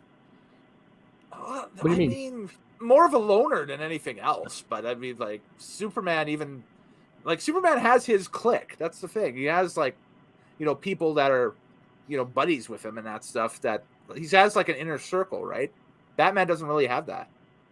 Batman is supposed to be low key and work in the shade, Right. in the darkness. Yeah. He's not supposed to be the symbol in the light that people are to look to for justice and stuff. That's Superman. Mm. That whole end of the movie really messed me up. Not in Gotham, Okay. though. Yeah. He's in Gotham. He's I the didn't think symbol. about it that deeply. Simple of Batman he starts off as that Batman's a myth. in the shade, yeah. But I mean, as time goes on, he does become more of a symbol of protection in Gotham, I would say. Like they even put a spotlight in the sky to call, "Hey, Batman, we need you." Yeah, but no one's Right. ever really seen him. He's like a myth. They don't actually know if he exists. That's like the whole secretness of Batman. Superman's just out in the open. He's in phone booths. People are pretending they don't know it's Clark. Yeah. He has glasses on. You can't tell. Yeah. Once he has the glasses on, it's like a different person. It's like, where did Superman go? We don't. Where we did don't TL know. go? Yeah. Where did Tide go? Oh, he's Whoa, back. whoa. There he is. He got Oh my glasses. God! Yep. Now to So- write this journal. I don't know. Yeah. Exactly. I never understood Nah, well- the Daily Planet. Like they like, how do you not like the guy's 6'4" and he's just Yeah. strapped? Like the guy's just absolutely just jacked out of his He's tree. easily the best built He's journalist the practically Daily glowing. Planet has. Yes. Yeah. He's got a jawline that could cut steel. And they're just like, oh, where do you go all the time, Clark? He's like, oh, I was hiding. I'm scared. I'm like, nobody believes you're scared. You're huge. Yeah, no kidding. Well, I mean, like, it works better in the Marvel universe with Spider-Man, right? Because, Peter Parker's like a kid, right? And or just a very skinny individual, basically. And it's just, he's a guy that's meek and meager, and he gets freaked out when Jameson yells at him for, putting a period in the wrong place on his article, right? So, but I can't picture the editor and Clark Kent going back and forth over a story or something like that, right? Spider-Man's a photographer. He's a photojournalist. He's photojournalist. Yes, right.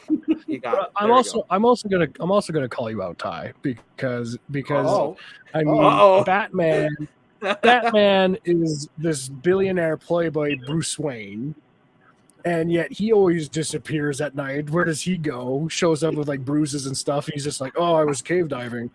And like nobody's like, Batman has all this technology and gadgetry, and he's got his own plane. Who can afford this stuff? And Bruce Wayne's like, I don't know, not me. I'm also 6'2" and jacked out of my tree. It looks like I could kick somebody's ass all day. And who could it be? I don't have a secret cave in my mansion. Now, I could throw that back at you, though, because let's say there really was a Batman. And let's say it was Elon Musk. Would you ever believe he's Batman?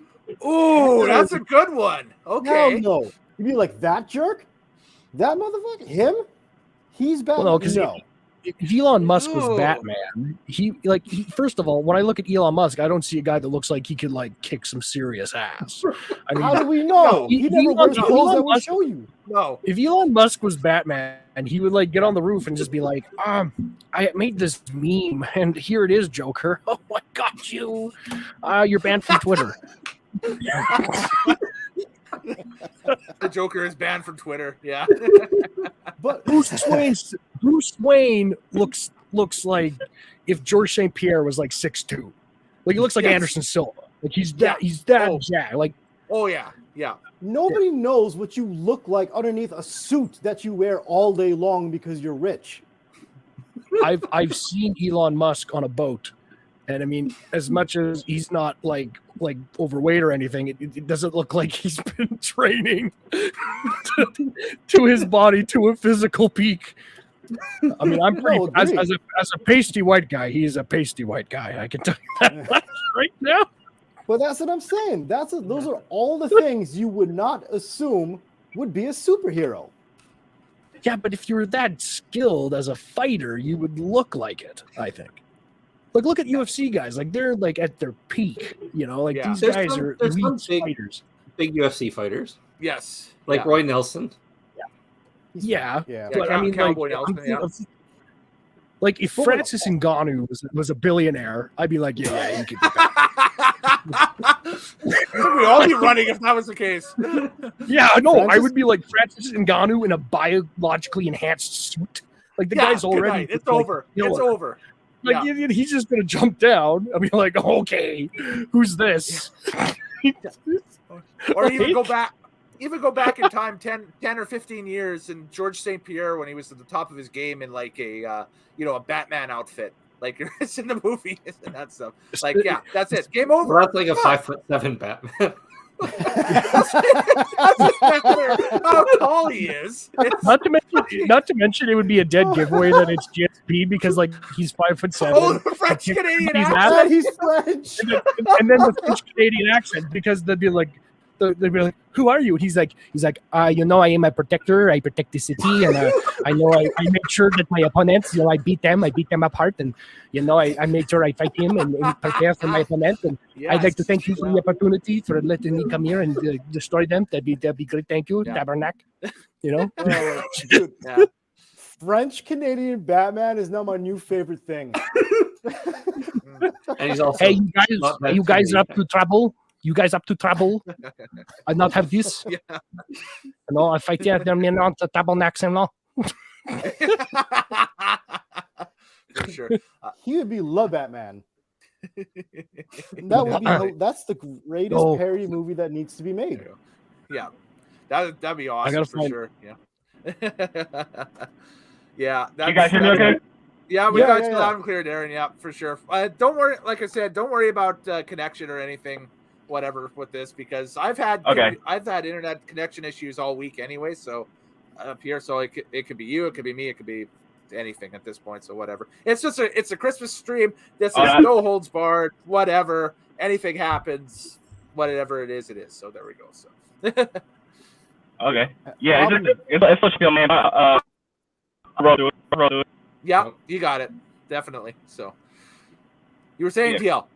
I'll be right back. I forgot to put a lasagna in the oven 2 hours ago. So yeah, might have to do that. That's gonna be a frozen lasagna just sitting out there. Guys, no, guys. Ty is Batman. Okay, he says.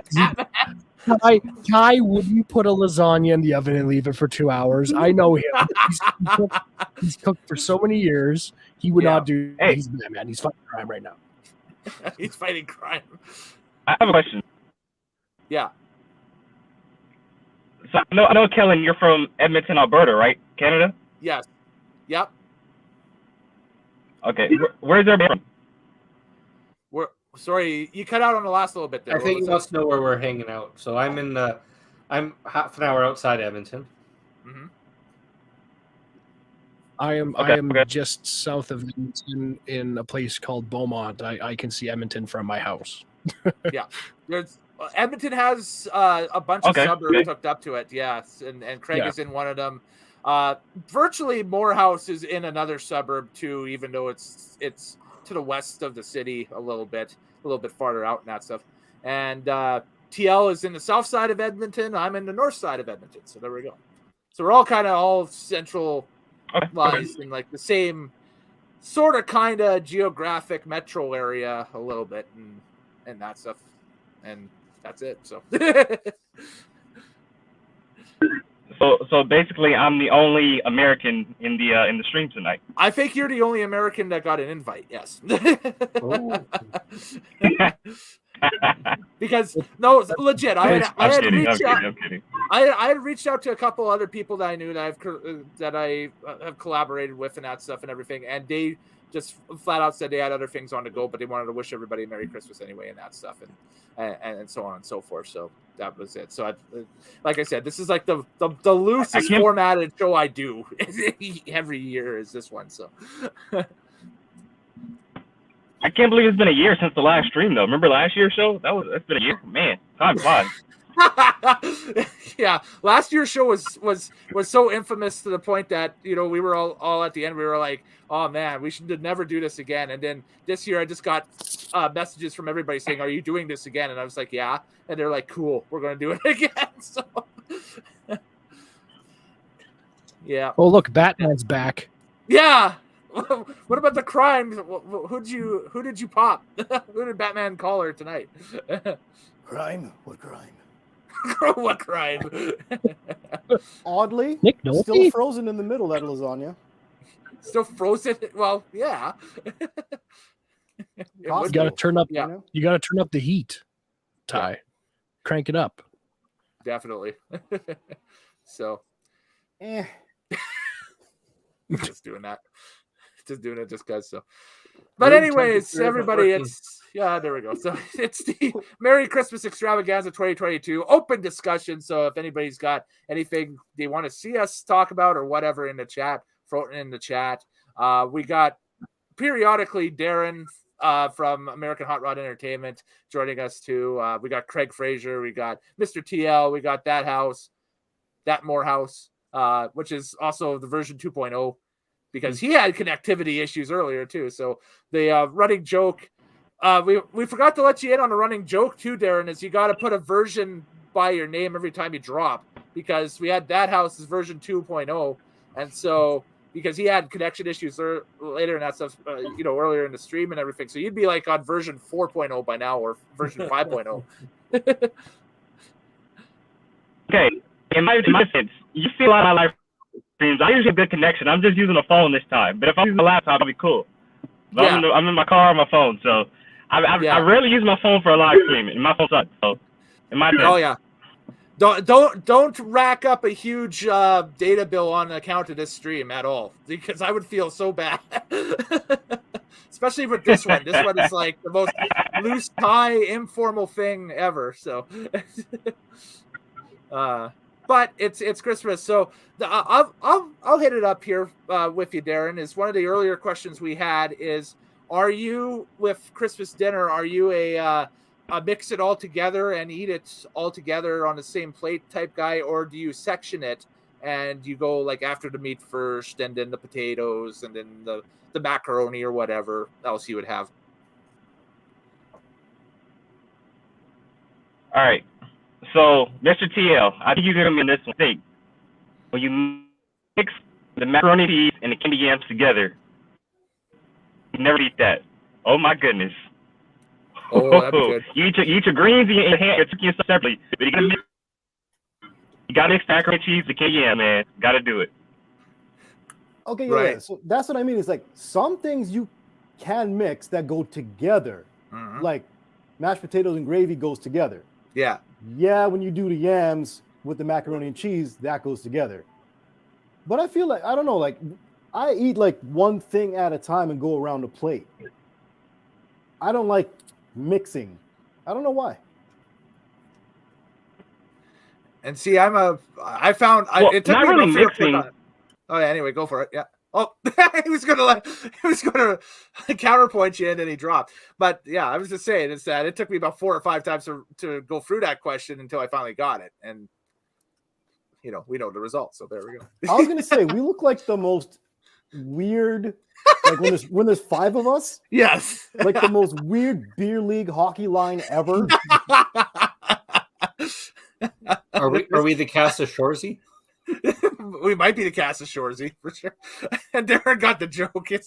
But he pops on, it will be version 6.0 at this point. I'll give him a second for his connection to stabilize, and then we'll bring him back in here. So I think that's as stable as that will get. Yes, there you go. You have the idea for the game. There we go. So I think Darren's going to win it if we go with the high number. If we go descending numbers like golf. I'm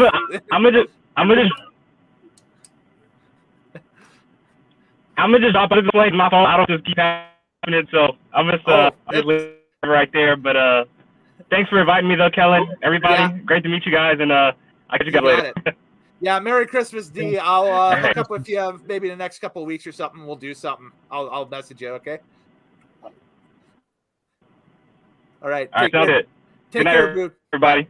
Yeah, See you, later. man.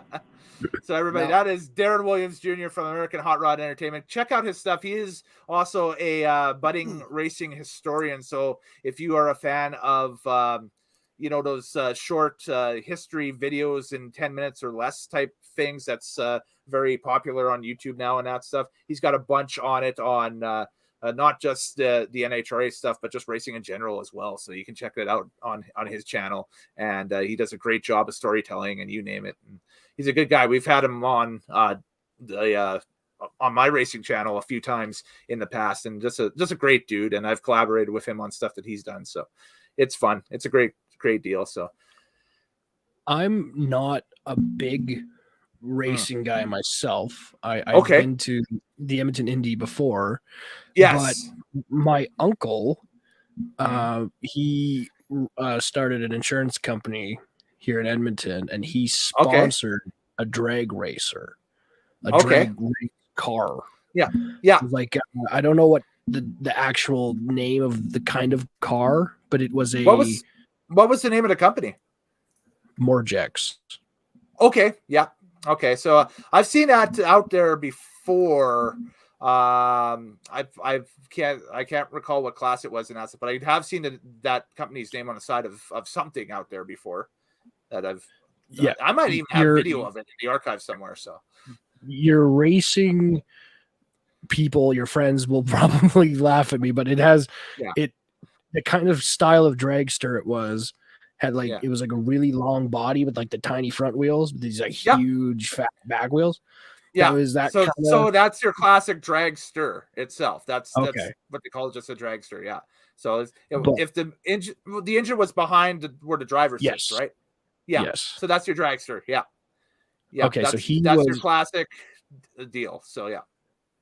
but he sponsored it with Mhm. his company. He's like, all right, I can get on this because he was a big car guy. He had Yeah. My cousin inherited his 300ZX that he's done a lot of just Mhm. nuts things to. Like the thing looks stock, but it's got like something like he did something to he's got 2 fuel pumps, like it's twin turbo. It's got like something like these like 2 double High intake. performance tubbed out. Yeah. Yeah, it's You got it. disgusting. It's very fast. But he had like a Yeah. he had a Di Tommaso Pantera. Oh, That was like an Italian. wild. Yeah. He bought Okay. that one off, brought it from Europe, and it was getting insured, and there was a fire Yeah. in the insurance building. And the fire didn't destroy the car, but the brick wall that fell on it destroyed the car. But it was in the process. Fire doesn't get it. It was in the process of getting insured, but he Yeah. put this, he liked cars, but he Yeah. sponsored this dragster. And Yeah. I remember there was like this big event and he was all chuffed about it. And he was kind of like up in the box and he felt like, whoever the big NASCAR sponsor guys are, the guys that own the team, they're up there like, that's my car. It's my car down there. And like right at the starting line, the guy pins it. The other car takes off and then the Morjex car just explodes. Explodes. The engine goes, and he's like, oh, I have to like put it out. Which The driver does gets happen. out. Yeah. That does happen, but he was just like, does he's like, happen. oh, he's like, Especially- this is horrible. especially that realm of motorsports there and that stuff. It's drag racing is a thing where anything that can go wrong will go wrong on a time to time basis, and it's always expect the unexpected out there and that stuff. And that's what I love about it is you never get the same thing twice. It's like you can draw a parallel with that with watching, even today's wrestling a little bit is you never get the same thing twice. You either Bullshit. you either get, you either get a decent match, which is like, or you get like the most weirdest, unwatchable thing you've ever seen on television. And it's like, oh my God, why am I in a still watching 7-match series. Yeah. By the way, anybody care about this elite death triangle thing? No. That's the sound. I didn't think so. Anyways.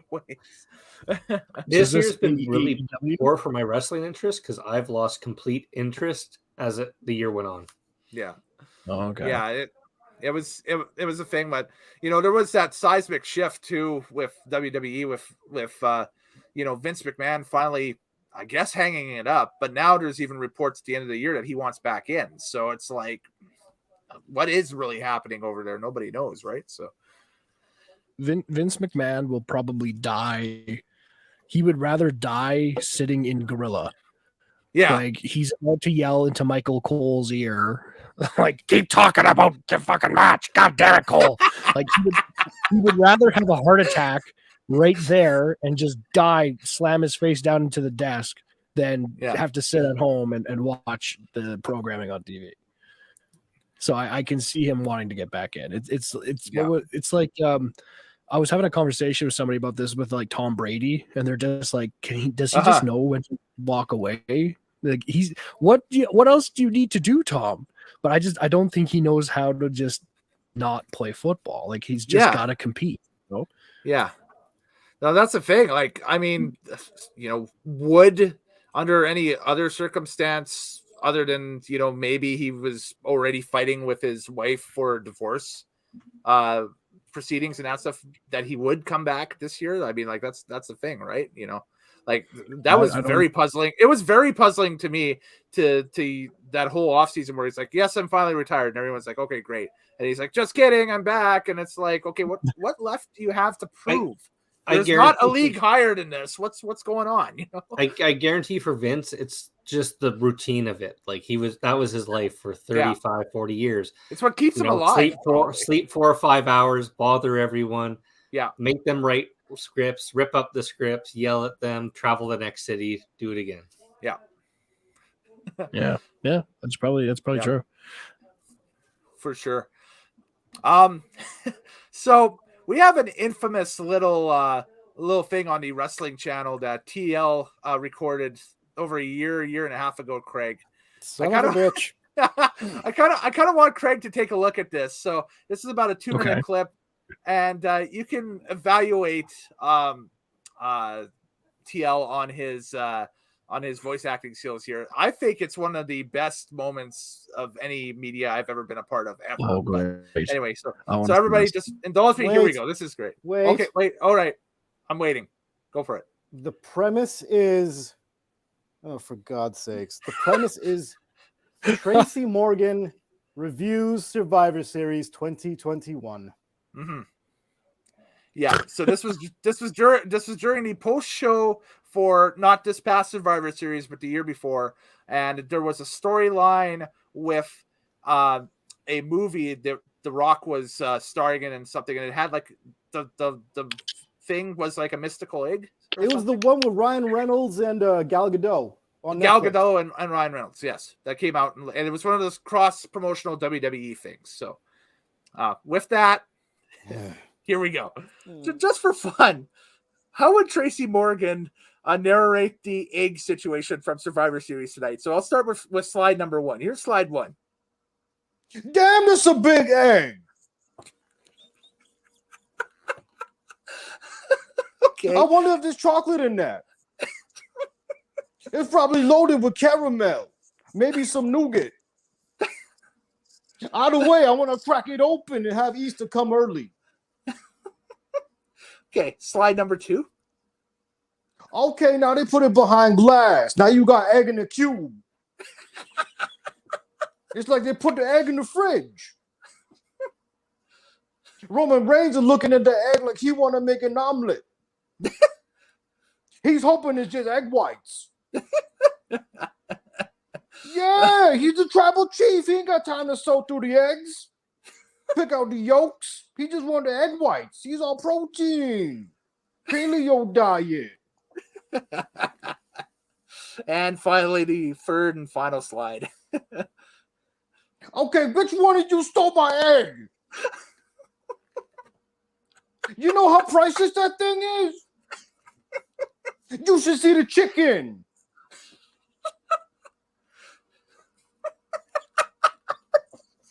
The egg came from the peacock. It all makes sense. You didn't know that? WWE's on a peacock, and now I got this pretty looking egg. That's a peacock egg. You didn't know that?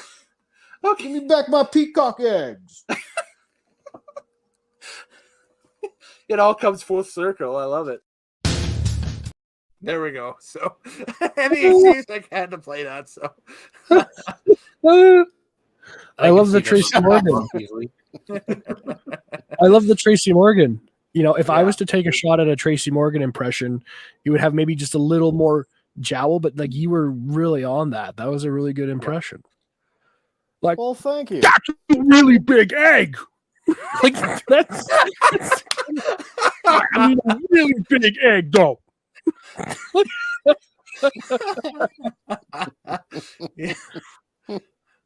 Yeah, you almost have to unhinge your lower jowl to kind of. Yeah, but he's got that. He really rounds his vowels. Yeah. Because where's Tracy Morgan from? Where's he from originally? Is he from the South?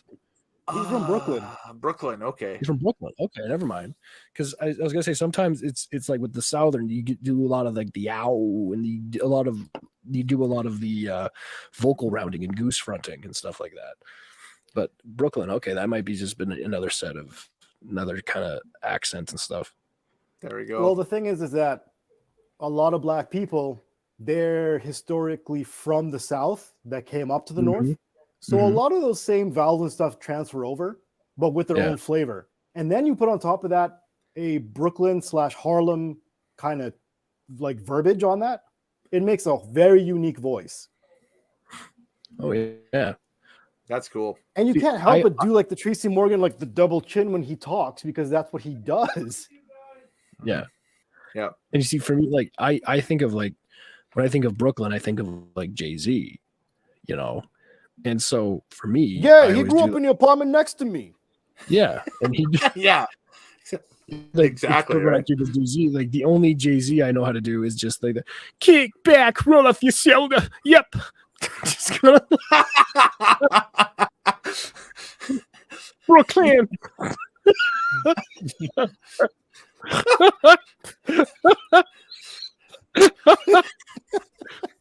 That's the only JC I know how to do. Yeah, no And that's kidding. good. And that's Wow. like Jay-Z if he's forever on stage. Like he just can't come off of a microphone. He has to stand No, up like that.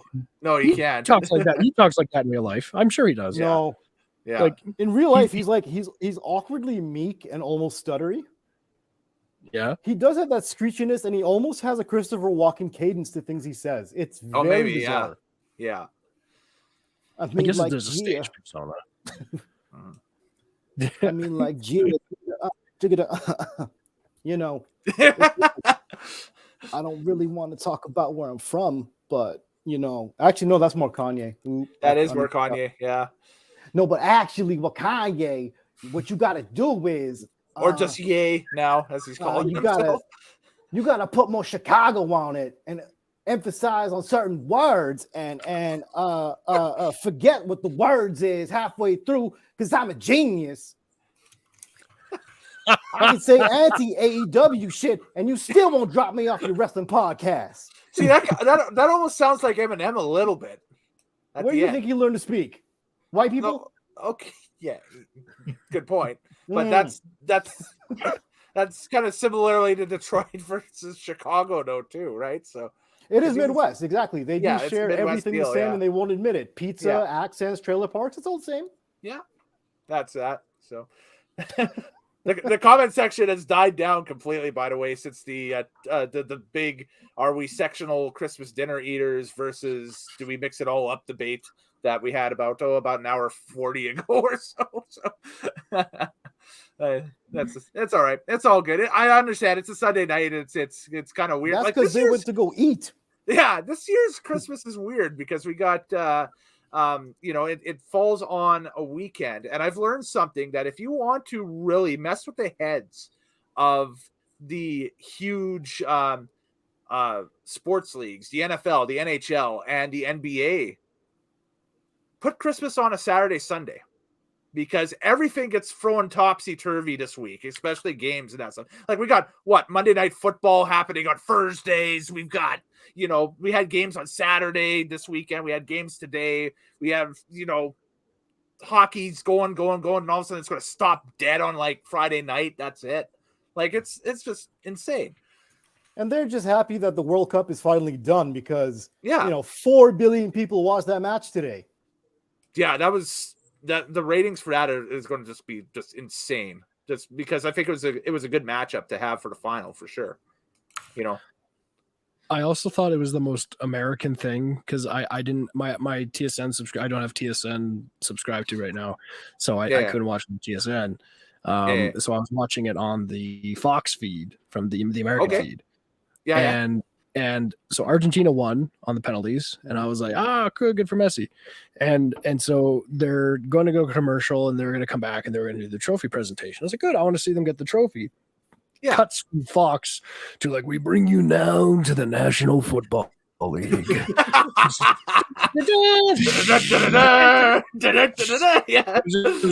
like, well, Bill, I'm up here in the field here in the Dallas Cowboys taking on the Jacksonville Jaguars. And I'm like, you cut that off for this shit?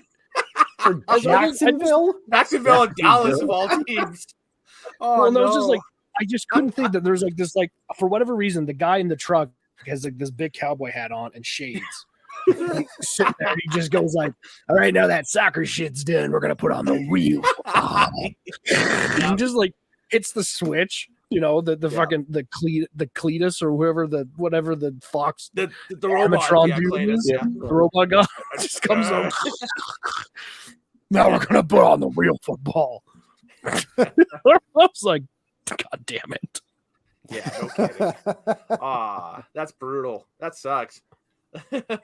Because I watched on TSN, and of course they had the entire deal right after. They had they even had the guys in the panel, Luke Wildman and those guys, they all filled time right up until the trophy presentation and that stuff. And so we got to see the full on laser show, and that was like closing ceremonies like from the Olympics good that they did. And they even specifically said, we will continue our coverage of the World Cup ceremony. If you'd like to watch NFL, please turn over to CTV. CTV, yeah. Yeah. It's like, go somewhere else if you want to see that shit. Yeah, this is soccer right here. Is what or football or whatever, you know.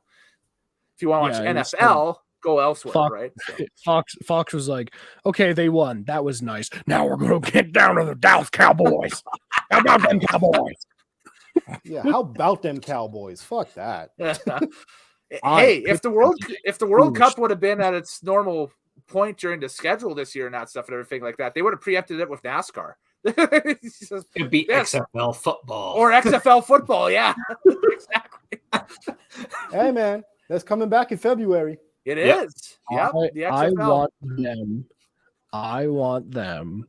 Oh, good Lord. To bring back the chase the fumble for possession. Yes. Like, a coin flip. Yes. Who wants a concussion more to get the ball? I don't want like The Rock is like, again, like with his business partner there, his ex-wife, you know, he's like, I want to bring back good football. Good football for the people. Because I've just, you know, I've been blessed. And I just want good football in the spring to enjoy, for you, the people, to enjoy. And I'm like, I want he hate me. Yes, exactly. We're on smart. Yes, what a talent.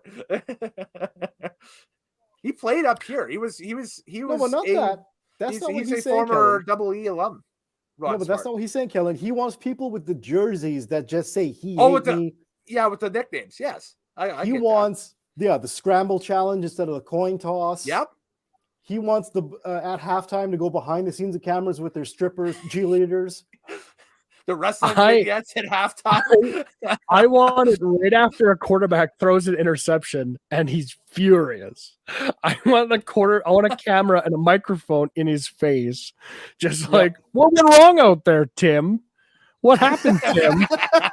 Hey, Tim, did you throw the ball to the wrong team? How do you feel? Yeah, He's just, why do you look sad? It was JR and Jesse the Body on commentary. That shit was nuts. That was awesome. Yeah, that was a great. The problem was that they were. Hey, Sam Jim Ross, and we're gonna go down to win now, and we're gonna get all football. Boomer Sooner, everybody.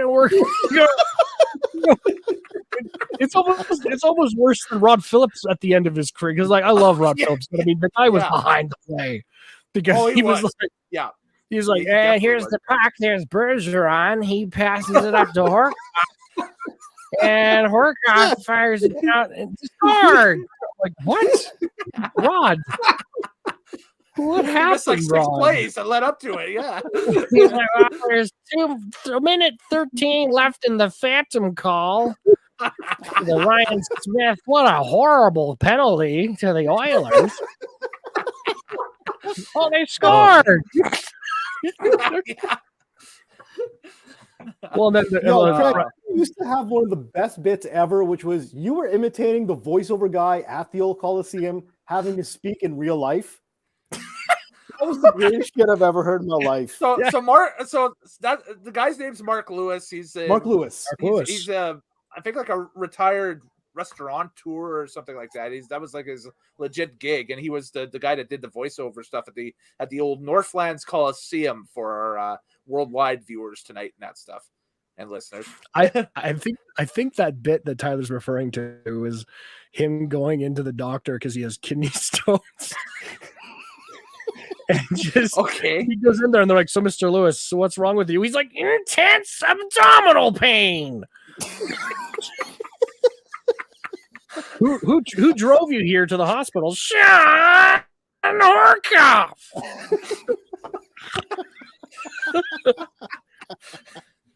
When I pee, not a lot of fluid comes out.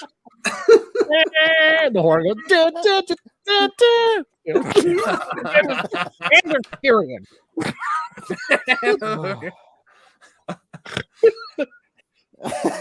Stay tuned for the end of intermission stats. Yeah. I need painkillers.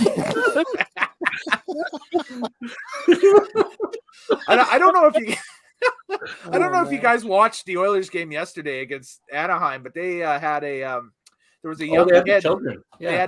They had a kid doing a play, or not the play-by-play, but they had a kid doing the PA over the goal announcement stats. The kid was good. No, I enjoyed it. I thought it was all right. It was a 7-year-old little girl. Yeah. Oh, that's cool. Yeah, it was good. That's a cool idea. I like that. Yeah, the kid like, nailed it. It was great. The one kid, like the kid that's like really scared, like he really wants to do it, but then when he's actually up there, he gets like really nervous.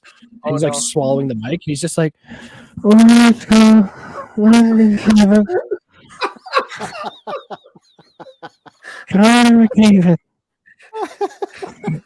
then like, the parents are like, read the assists to me.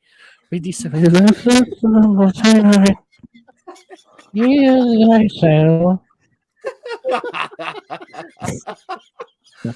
the time now. Do the time now. 16. Good.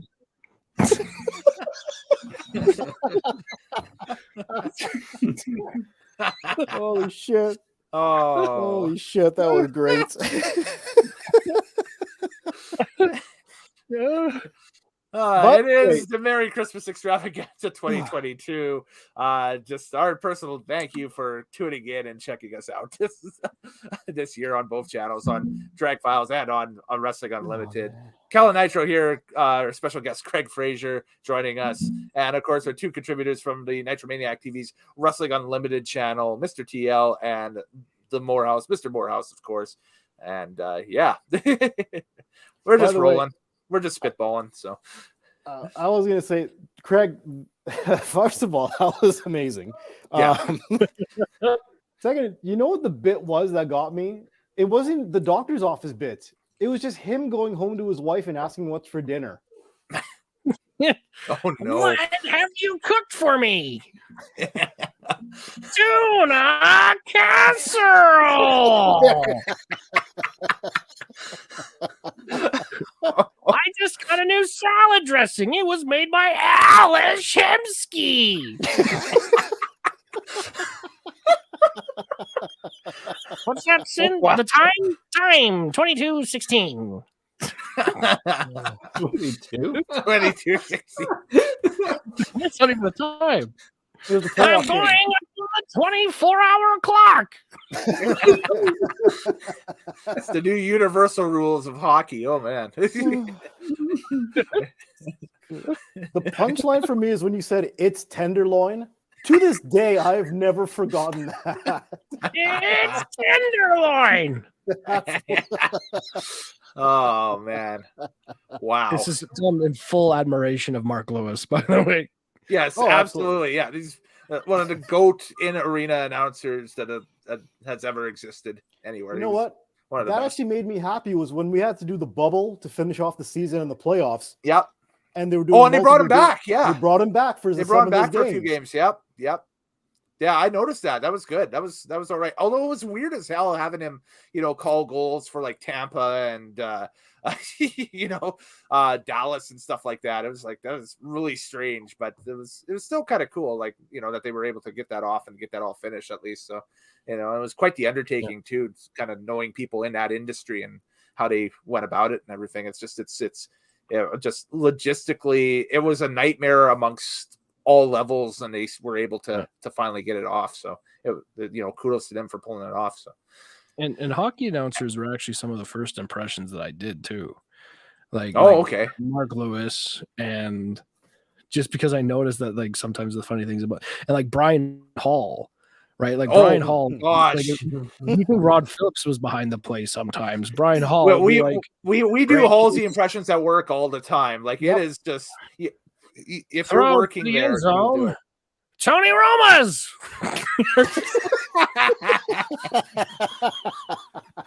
Touchdown, Tony Romas. I mean, Elks.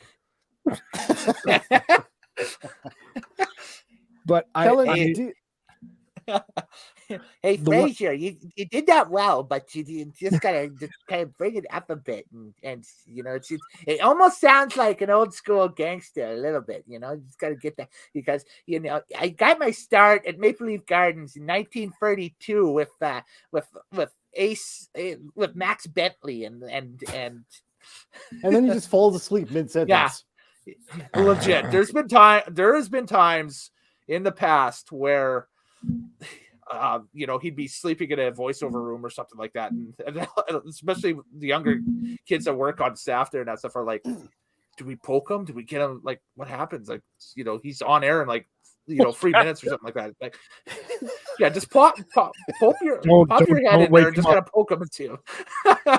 don't do that. He's gonna be reliving the horrors of war in his past. He was in Korea. Don't. I can just envision them just opening up the door. All of a sudden he's sleeping. It's like, Mr. Hall, you're on, and that's like, Wilkie, is that you? Tom Wilkinson, the best quarterback ever for the Edmonton Eskimos back in the day. My moment with him, because me and Kellen had actually worked with him at one point, and I got one good moment with him, which is where I cleaned out the fridge of the staff lunchroom. Which, if you've worked in a common office, that's a nightmare in itself, right? So there we go. It's a complete. It's disgusting, but I cleaned it out, and there was a 2-liter tub of parquet margarine in that fridge that had maybe one person dig out a little piece one time for like a pancake, and it was a year expired. And I'm like, I chucked that thing immediately, along with all the yogurt sticks that people have put in there over the years. Yeah. So it's the next day, the fridge is clean. Everyone's like, oh yeah, thanks, Tyler. Yeah, thanks, Mr. TL. And I just see, because there's a space in the door from the computer to where the fridge is. And so I see Halsey just trudging along, and he goes, "Where's my butter?" You wait 5 seconds. He walks out of eye shot, and I hear, "What do you mean he threw it out?" It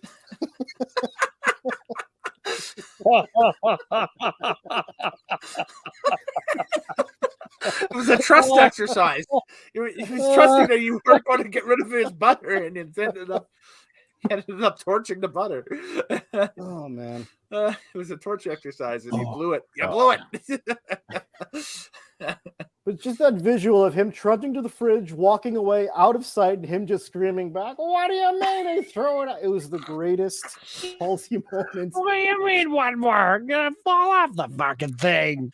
It just reminded me of Winnebago Man. Why? What do you mean you threw it out? Ever seen Winnebago Man? That's one of my favorite shows on the internet. No? Okay. No, okay. That's a watch for what show? What What series is this? YouTube or is it just called Winnebago? Oh, okay. It's just Winnebago Man. Man. Okay. And it's like a 6-minute. There's a few different compilations. There's a 6-minute version.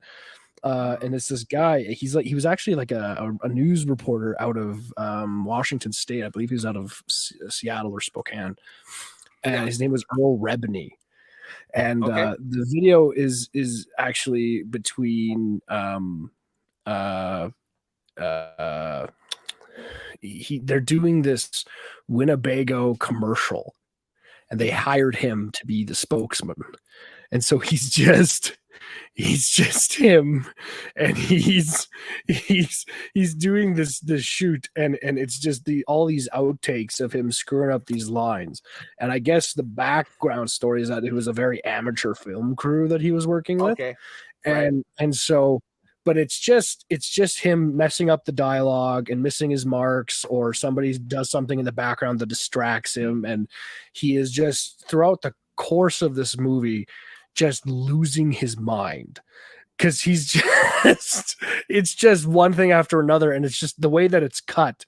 You're just like, this poor guy was probably just ready to just smash something at the end of, like, he was just it's like viewer discretion. Like, there's a lot of swearing in this video because it's just him cussing the whole time, and it's just like the video starts where he's like he's doing the stand up to the camera. He's like, the Winnebago bathroom concept department has made the fully functioning bathroom for I don't even know what the fuck I'm reading.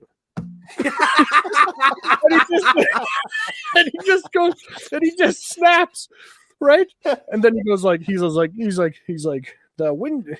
He's like the what is the windshield, for fuck's sakes. He just and he's just snapping, and he goes, oh fuck. Right? Like all these different takes. And then the one of them is he's there. There's this, he's sitting in the driver's seat and he's trying to like do the seatbelt, but he can't. He's trying to. They missed the take, and so it's just this clip of him, and it's with so much venom. He's just like, God damn son of a bitch, snaps. But then it cuts to him climbing off the back of the motorhome, off the ladder. And he like turns to the camera because they're like, oh, we need you to go back up. And he's like, what do you mean one more? I'm going to fall off the fucking thing. Somebody's like, what do you mean he threw it out? I'm just like, that's it made me think of the Winnebago man. Right on. So I'm going to say goodbye here to Morehouse because Morehouse has got to bail out here. But thank you very much for joining us tonight on the Merry Christmas Extravaganza. As always, are you on social media? Are you rebuilding it? Or you're not at the moment? Taking a social media break. It was taking a break. You got it. Yeah. Awesome. But we'll get you in on some projects in the new year and that stuff, and we'll see you. So that's up to everybody. Merry Christmas. The best. Morehouse. Take her easy, Morehouse. Yes, there we go. So Mr. Morehouse, he's a great guy. So anyway, so it's down to us free. And this ain't a Royal Rumble. No. This has honestly felt like 4/5 people just sitting in a bar, just shooting the shit. Yeah, and I like this. And Craig, I know that you got to bail out too, but where can people find you on social media and that stuff while you're doing that? And while you do that, I'll get the. I don't want you to find me. No, I guess you can listen to the Not So Secret Diary podcast. It's on Spotify, Apple Podcasts. I do it with my friend Matt Matischuk. Him and I both work in radio. We do that every now and then. You can listen to My Wife's Dreams. That's a podcast I do with my wife Bailey, where she talks about her crazy dreams. Again on Apple Podcasts. And it's just us interpreting her dreams. I'm going to subscribe and check that out. That sounds wild. Yes, it is great. And I do a few podcasts. I'm doing this one with my dad and my brother. We're all Leafs fans, and we call it Fresh Horses. It's a podcast. It can be found on Anchor as well as on Spotify. Mm-hmm. Fresh Horses is basically me trying to like do some constructive commentary on a Leafs game after it happens, and my dad is just an old man and basically Don Cherry without the overt racism. Well, I tell you something, if Matthews didn't cough the puck up there and that guy wasn't over there, I can imagine that. Yeah, exactly. Oh, no, you can't, because you have to imagine that his dad looks like James Lipton. He doesn't. It's incredible. Nice. Love it. So it's Fresh Horses. I guess I'm on Twitter, at CP Fraser 27. Or C Fraser 27. I don't know. But time out. I gotta ask one thing. Okay. Craig, this can be your Christmas present to both me and the world. Oh no. Okay. I need you to dust off an old bit. Because I'm going to show it to a mutual friend of ours. Do you remember the knob where if you turn it to the left, you were a hairdresser, and if I turned it the other direction, you were a Scottish demon? I think what it was, that was the I think I know the mutual friend that you're speaking of. Yeah. And it was something that we ripped off of Wayne Brady from Whose Line Is It Anyway? Yeah. Where he plays a Scottish demon, and then if you flip it, he's a flamboyant hairdresser. Somewhat of a stereotype of a hairdresser. You know, so I'll only turn it a couple of times. If you can still do it. What are we starting with? Are we starting with the hairdresser? Yeah, we'll start with the hairdresser, and then I'll rock it over to the Scottish Demon. We'll only do like a couple, but let's see if we still got it. Let's see if we still got it, man. Okay. So we're gonna do something with these dead ends. Okay, we gotta figure it out. We're gonna do it. We're gonna pretty you up. It's gonna be fantastic. Don't worry about it. You're lovely, but at the same time, I'm gonna rip the soul right out you, buddy. You don't even be impressive. I would end you, but at the end of the day, I mean, really, what is he gonna do for you? Is he doing anything for you? I don't think so.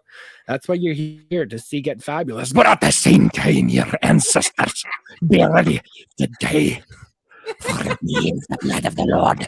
I will end your existence. Yes. That's nice. There we go. I want to see that Scottish Demon go head to head with Drew McIntyre at WrestleMania, just because the promos would be amazing. Dude, he's so incoherent. Holy. He'd just be like, "I get you to you and you bastard," and be like, "Hey, I'll for it and then turn there."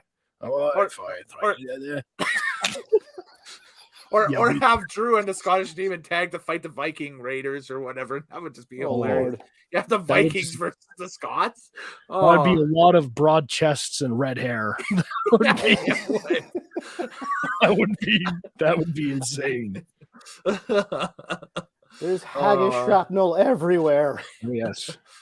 But I'll thank you for having me on, though. This was a lot of fun.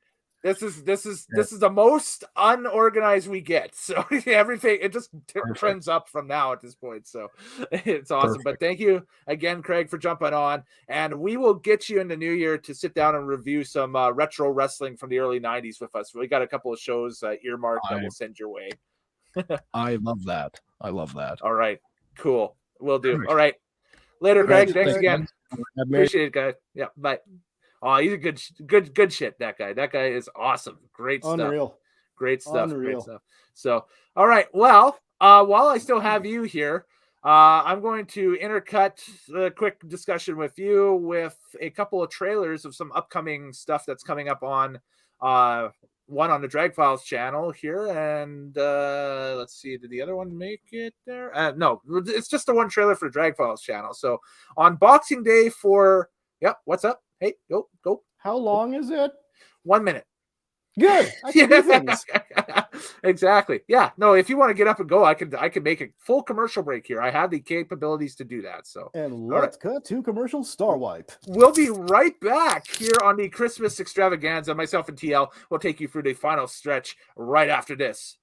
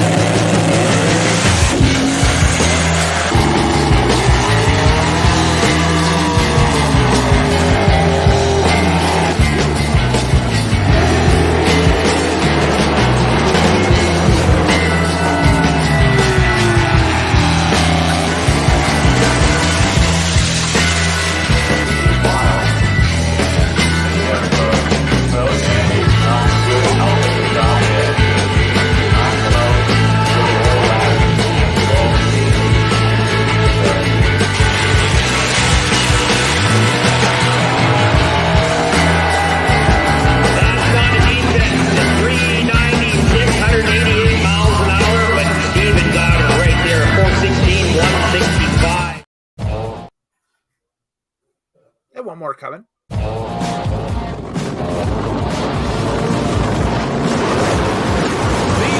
the Nitro Warriors,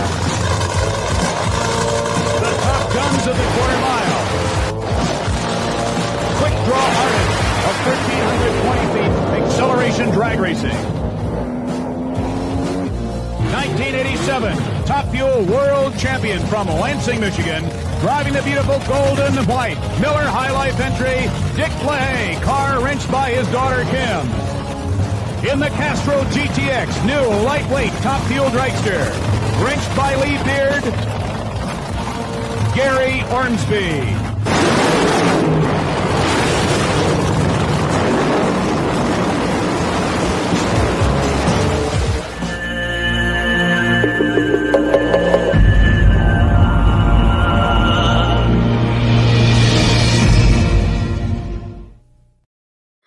shout out quickly to Main Event Entertainment, who has been supporting my stuff all year long. And you can go check out maineventvideos.com to download their classic library title by title. I think they have titles on sale right now for free $99. And you can also go to Tubi and go check them out on Tubi as well. They are uploading their entire library to Tubi, and watch for more stuff and more information on that as the year changes, as we go from 2022 to 2023. So there we go. And I see that TL is saddled. You saddled back into your saddle, or you settled back into your chair. I sure did, and I was singing along in the background. To be or not to be. That is the question. What is the answer? Exactly. So there we go.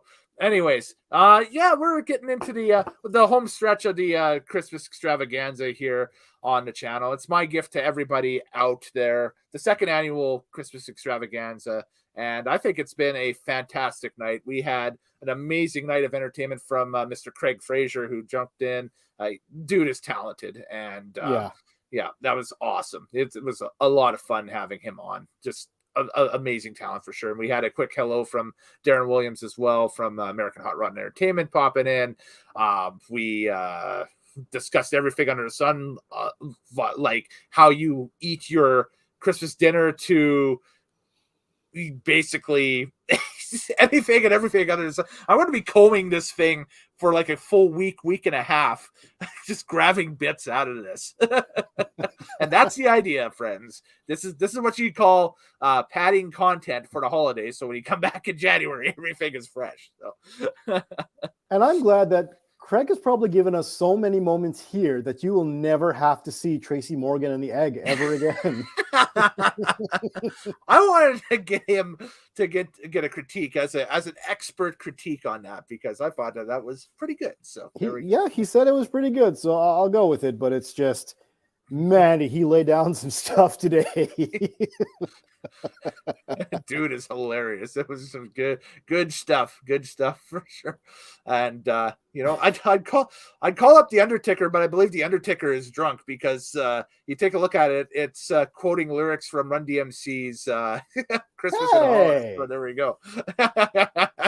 Nice. A great song too. I could also get a little bit now with the new add-ons that they have on StreamYard. By the way, shout out to StreamYard.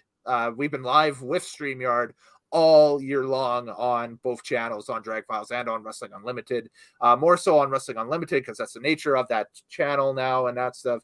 But shout out to them for building a great software and very easy to use. It's just a matter of a few clicks and I'm on. I can loop music in now too. So let's see. I got like a Christmas hip hop beat here that we can play.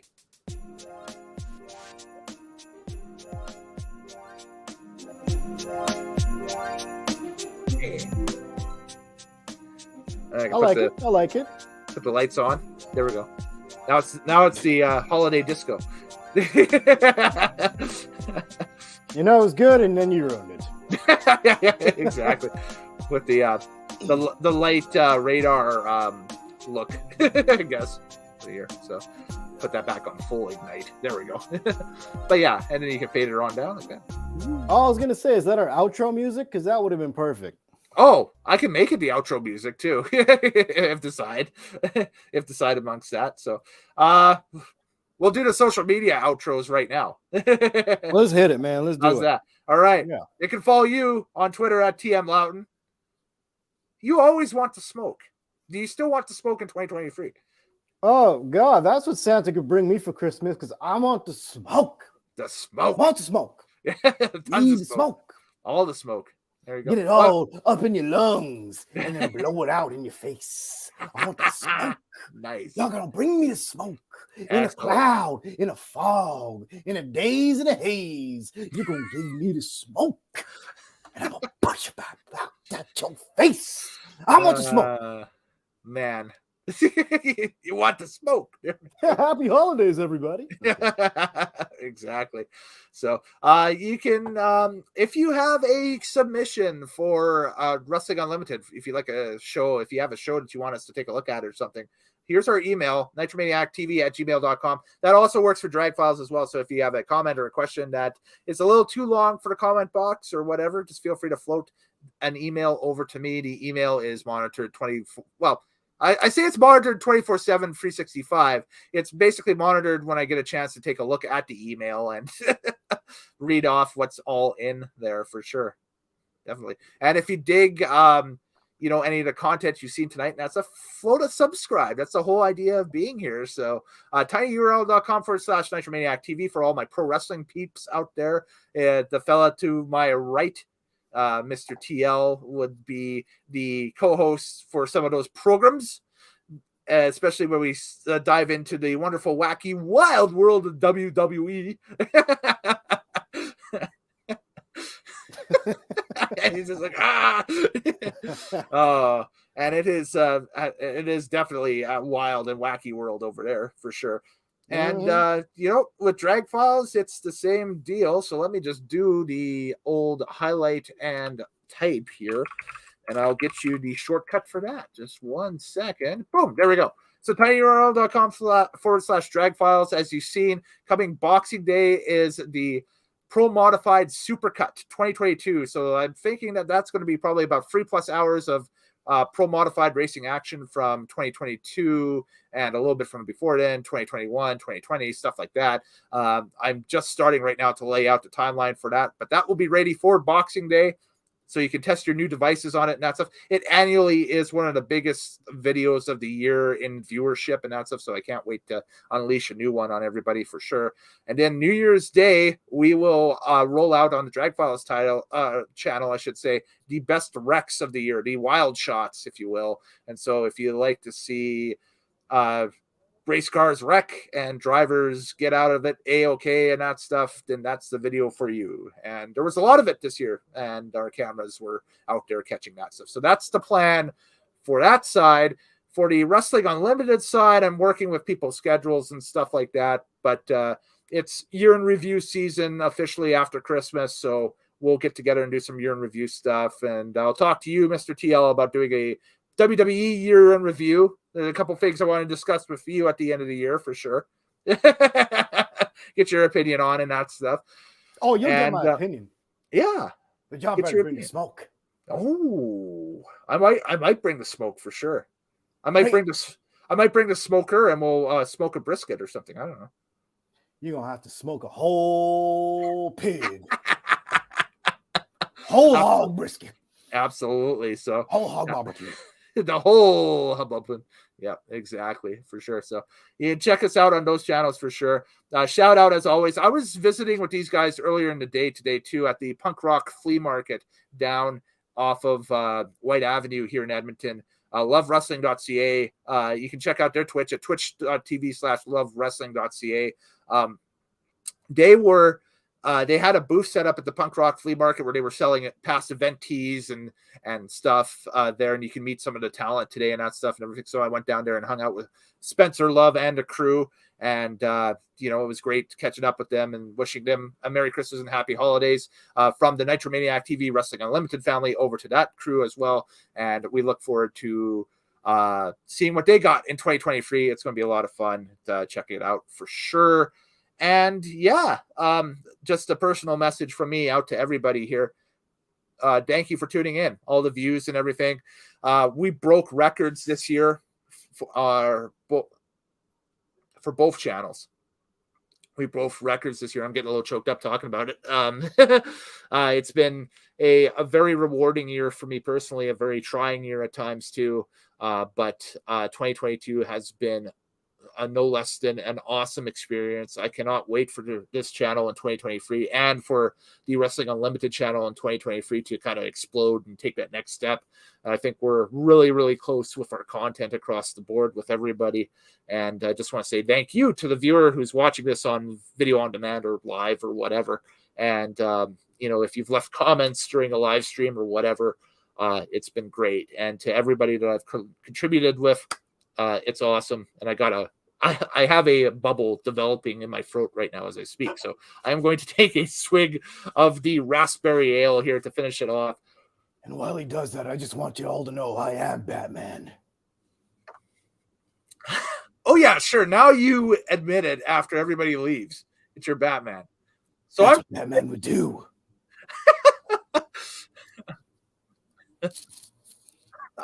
I don't know. It's Christmas again. It is Christmas again.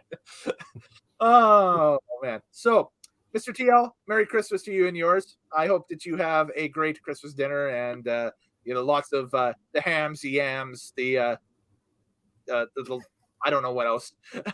Oh, you're gonna hit that old macaroni song from YouTube. Hams, yams, potatoes, greens, beans. I know it. Or whatever that Exactly. And to you guys out there, thank you very much for joining in to the 2022 Christmas Extravaganza. Christmas Extravaganza 2022. And we'll see you guys next time here on either channel, on the Nitromaniac TV's Wrestling Unlimited channel or the Nitromaniac TV's Drag Files channel. For one more time, let's check out the opening and then we'll call her a night. All right. See ya later.